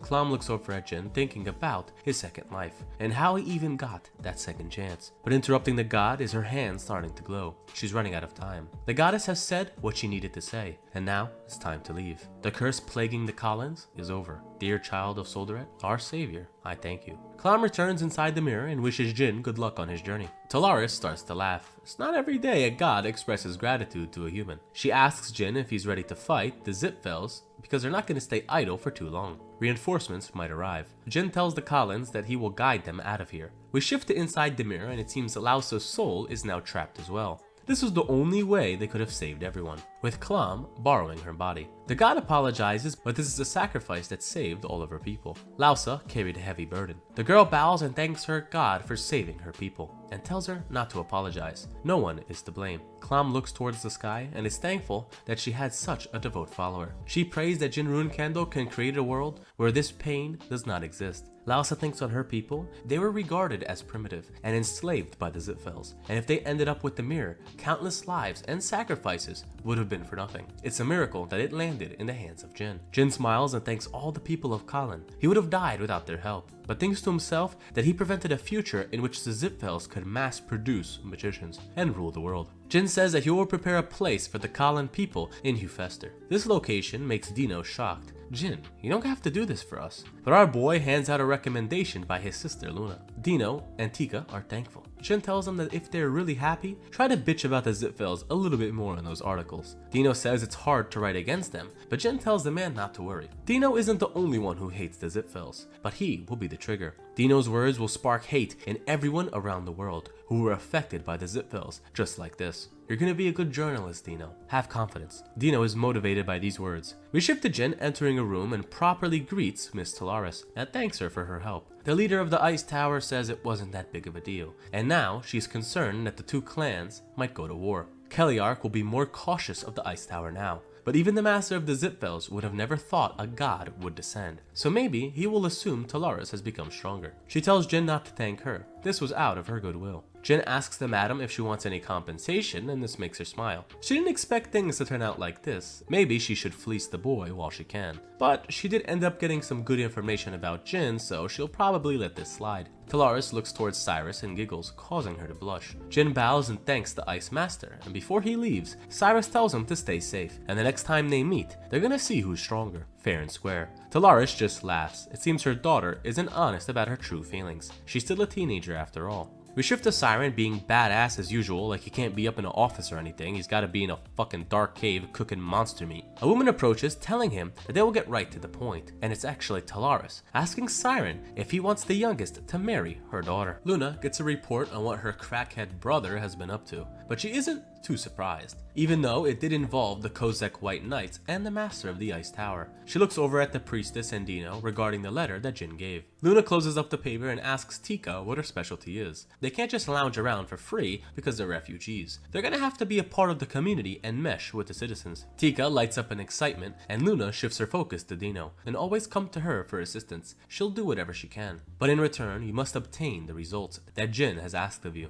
Dino tells Luna not to worry. He will live up to Jin's aspirations. 1 month passes, and the news about Kallen broke out, and an unknown group of adventurers punished the Zipfel family, who massacred the Kallenoans. The powers opposing the Zipfel, including the rune candles, helped spread these rumors. The Zipfels tried to say Muron acted on his own, but parts of the Kozek were found at the battle, which blew up their plan. The Hufester allied powers were enraged, while the Lutero Magic Federation was trying to cover up the incident. The Emperor of Behemoth ended up stepping in, vouching for the Zipfel family, and this calmed down the public. But after all of this back and forth, the Rune Candle family gained popularity, while the Zipfels were forced to hide in the shadows of Behemoth. With Muron's death, the Zipfels faced a heavy blow to their military might, and on top of this, they're not able to mass-produce magicians like in Jin's first life. Dino is seen writing an article. His view of the Rune Candles changed after meeting Jin. They aren't sword-hungry maniacs like everyone says. Interrupting his thoughts is Tika with a wave of letters. These are donations from people who sympathize with Dino's words. And now the whole world has their eyes open to the Zipfels' atrocities. They need to keep up this work until the unknown adventurer can be revealed as Jin. We shift to Khan trying to meet Siren, hoping that Kashmir's letters have gotten better.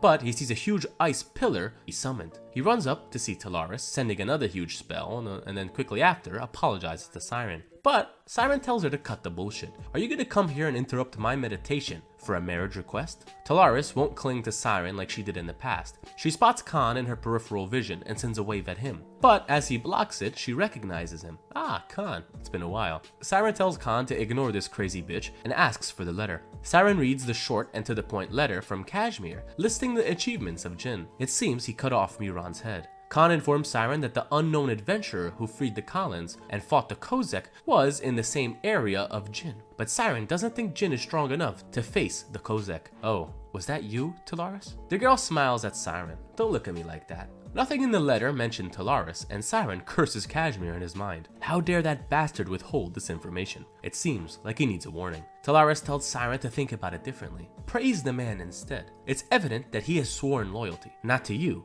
but to Jin. Siren understands this point and calms down, thanking Talaris. I owe you one. But Jin is gonna pay that debt. Talaris laughs and says that she does what she needed to do. Now she will head back. Think about what I said, Siren. Cyrus and Jin will be good together. We shift to Jin waking up, catching a chill, and Gilly and Kashmir are alerted. Kashmir was getting a similar feeling, and I bet he probably does because Siren wants to kill him like 2 times a chapter. The mirror artifact has increased Jin's power, so maybe it has something to do with that? Jin thinks that he achieved a lot of things recently. 6-star swordsmanship, 5-star spiritual energy, and now he has 7-star magic. Becoming 7-star by just having this mirror is amazing, but Jin can't go any further. It's gonna weaken the seal. A butler comes in calling to Kashmir, telling him that someone is here to see him. Kashmir smiles and tells him to send him up. The man tried, but the guy waiting downstairs says he knows the location of the 7 Colors bases. This news shifts Kashmir's demeanor. Is he a retired contractor of the company? The butler checked, but this is the first time this man has arrived in Tikon, and he's poking around looking for secrets. Jin looks out the window. This man knows the secrets of the 7 Colors? Who could it be?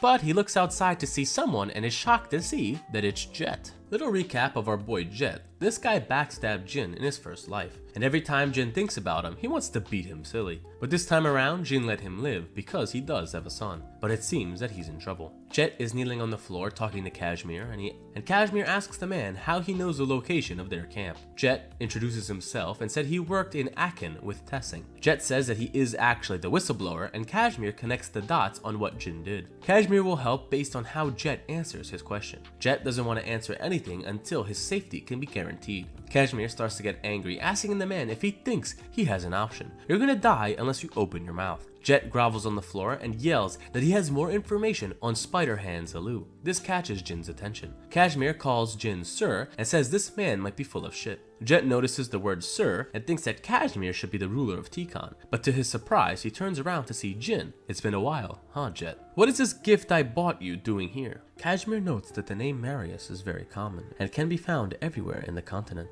but in the Delki Kingdom, only a special organization was allowed to use it. The orphanage, Moon's Sacrifice, from the front, was a normal orphanage, but in reality, it was a facility where Delki trained the royal faction guards and assassins. This was the elite of the elite. In the kingdom, the orphans were raised together and formed bonds, but in the end of their training, they were forced to kill each other, and those who survived became ruthless. The orphanage ended up being closed because of the prince's faction that won the war, but 10 children from that place were released. Except for the one that died, Alu, 9 remain, and Jin has his objective, and will head out for Delki. This is the next step to find out who cursed him from birth. Jin will definitely find out. We shift to the Delki Kingdom teleportation gate, and Jet looks over the list of names and says the one closest to the gate is Gabber Marius, and apparently he's doing some gangster work in a place called Neltara. Jet asks if they should find some lodging first, but Jin tells them they don't need it. They are going to the western region where 3 of the survivors live, and after that, they'll find somewhere to sleep. We shift to Jet knocking on a door, but no one is answering. Jin overlooks some people staring down an alleyway, and he looks to see a horrific crime that we witnessed a chapter ago. Poison and wind magic were used on this poor thug, and someone committed a magic crime in Hugh Fester? These guys must have big balls. Jin overhears the name Garber, and apparently he was the one who died, and the residents always recognize him even without his head, because he's always drunk at dawn and causing issues. They heard some screaming and came to see this. The other guy was someone indebted to Garber, and Jin thinks on the situation. This group killed their target and the witness using some strange magic. If they were gonna kill the man with poison, they should have waited for him to be alone. They must have been in a hurry. Wait, a hurry? Jin remembers something and yells for Jet, asking who's next, and it's Weathery Marius, about 2 hours from here. Jin says that they're gonna run to shorten the time, but to Jin's surprise, the next person they try to find is also dead inside of the house, and he was poisoned yet again. It wasn't long since he died, and his skin hasn't changed colors. This must be the advanced assassin type poison. Jet knows that this is the same person. Someone is killing the survivors in real time. Jin tries to rush to the next survivors, but they're all dead, and he couldn't manage to save one, and the intensity of the magic used is getting stronger and stronger. Only 2 survivors remain. Jet wonders if they need to report this, but Jin tells him not to, and starts to get mad that someone is disturbing his plan, and with that, it's also in Rue Candle territory. Jin swears to capture them. We shift to the assassins, and it seems they're on the last survivor. The rest of them were pretty easy. The girl taps the ninja on the shoulder, asking why these survivors are so weak. They went through the same training, right? The man explains that only the 2 of them were chosen, and they are worlds apart from the other survivors. The girl's name is Varys, and they stare at the residence of the last surviving member. The assassin cuts the door open, blasting into the room, but no one is there. We shift to Jin escorting the last survivor away from his home, and they're going over the situation as they run. Someone is killing you and your brothers, and they're being killed based on their distance from the transfer gate. And for that to happen, and due to that, Jin has been behind in saving all the victims. But thankfully, he came in time to save this man along with his daughter. The man says that running might not even save them, and the assassins might already be on their trail.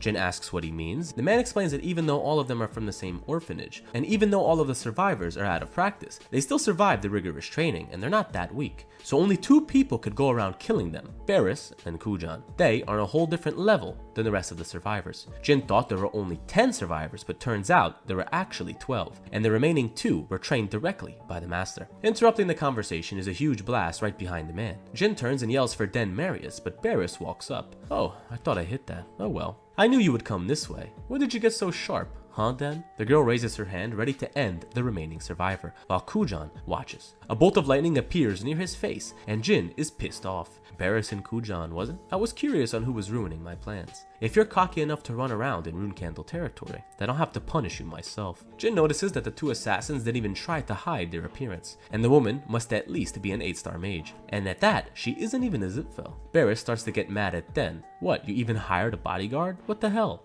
Kujan, what's going on? Kujan knows that Den isn't smart enough to do this on his own, and Jin must know something. The 2 start to smile at their new target, and Varys starts to channel her magic, but Kujan tells her to be careful. Jin doesn't have an ordinary key. Varys doesn't listen and tells Kujan that this is why he's lame. He's way too careful. She slings multiple air spells at Jin, but he easily blocks it. Jin notices the 4-star spells that are being used, wondering if the girl is about to run out of mana. The problem here isn't her, but Kujan. He has a sword and a very distinct poison. Jin calls out to Jet, telling him to take Den and run. Jet tries to stick around, but he knows he's gonna die if he stays too long. Jin engages Kujan and immediately feels his pressure. He must at least be an 8-star swordsman. Kujan knows Jin is a magic swordsman and tells him not to waste his energy on Den. Just give him to us. Jin smiles and tells the man to fuck off and yells for Jet to leave now. Jet gets out of his daze and carries Den off into the forest. Varys laughs, asking if Jin thinks he can get away with this, yelling at Kujan to keep him busy. Jin pulls out his mirror artifact along with his sword, telling the 2 of them to calm down. You should accept your gifts before leaving,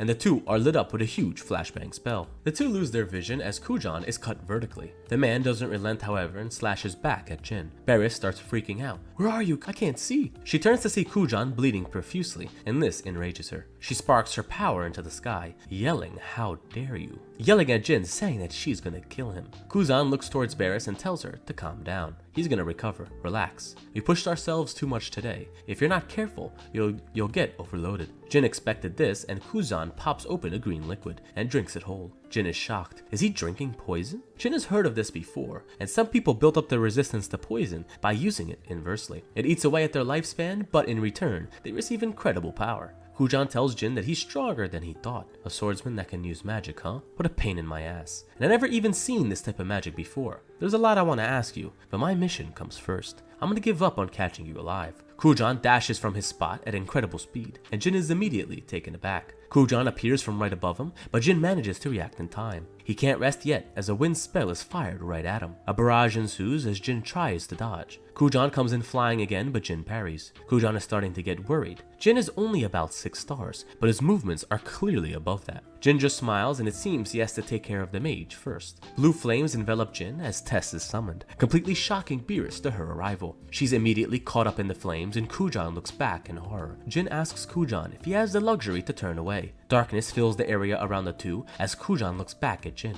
Why is it so dark? What's going on? But before he can wrap his head around the situation, he is cut down in 2 slashes. Kujan is bleeding out, and he realizes Jin's power is spiritual energy, and he is blessed by a blue phoenix. What a ridiculous opponent. But I wonder if my poison will work on you. Jin's smile quickly fades as the poison is rushing through his veins, and he collapses onto the floor. Beerus is burnt to a crisp, and Kujan is bleeding out. Jin is also now slowly dying, but he needs to get a grip. But before he can finish off Kujan, some Delki knights appear, telling the group to drop their weapons. Kujan picks up Beerus and tells Jin that they're gonna fight again. Don't get too comfortable, and then dashes out of the scene. The knight captain looks at Jin, wondering whose side he's even on, but after he sees his condition, he yells for a healer. Jin starts starts to lose consciousness and he wakes up in a red bed next to the night captain. The man says that this is his villa and apologizes to Jin. They needed to confirm his identity. Jin has been out for 3 hours and honestly, it's a miracle that he didn't die from the 8-star poison. However, if you were a rune candle, then it would be pretty different.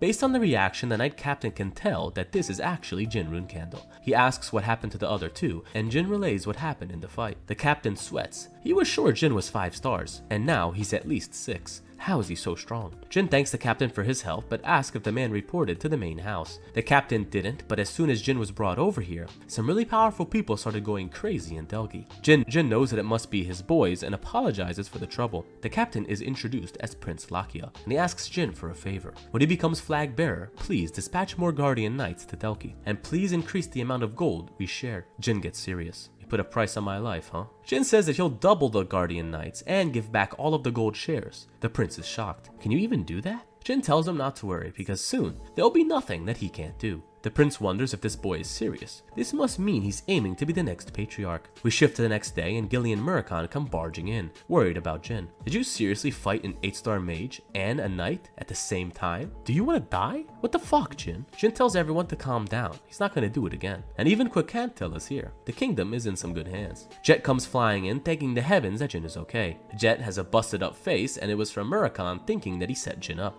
Kashmir comes and tells Jin what they found from Den Marius. But no matter what they try to get out of this guy, he said he wouldn't talk until he met Jin. We shift to this meeting and Jin tells the man to get to the point. He risked his own life to save him and his daughter. What do you know? The man starts to tear up and yells the name Taimoon Marius, Luna's nanny. And that person is our mother. We see another shot of the 2 failed assassins bowing to Taimoon. She can't believe they failed their mission and lost to a magical swordsman. You both really must want to die. Thank you for joining us on Manhwa Assassin today. If you enjoyed our Manhwa manga recaps and want to stay updated on all the latest releases, don't forget to hit that subscribe button and ring the notification bell. Your support means the world to us.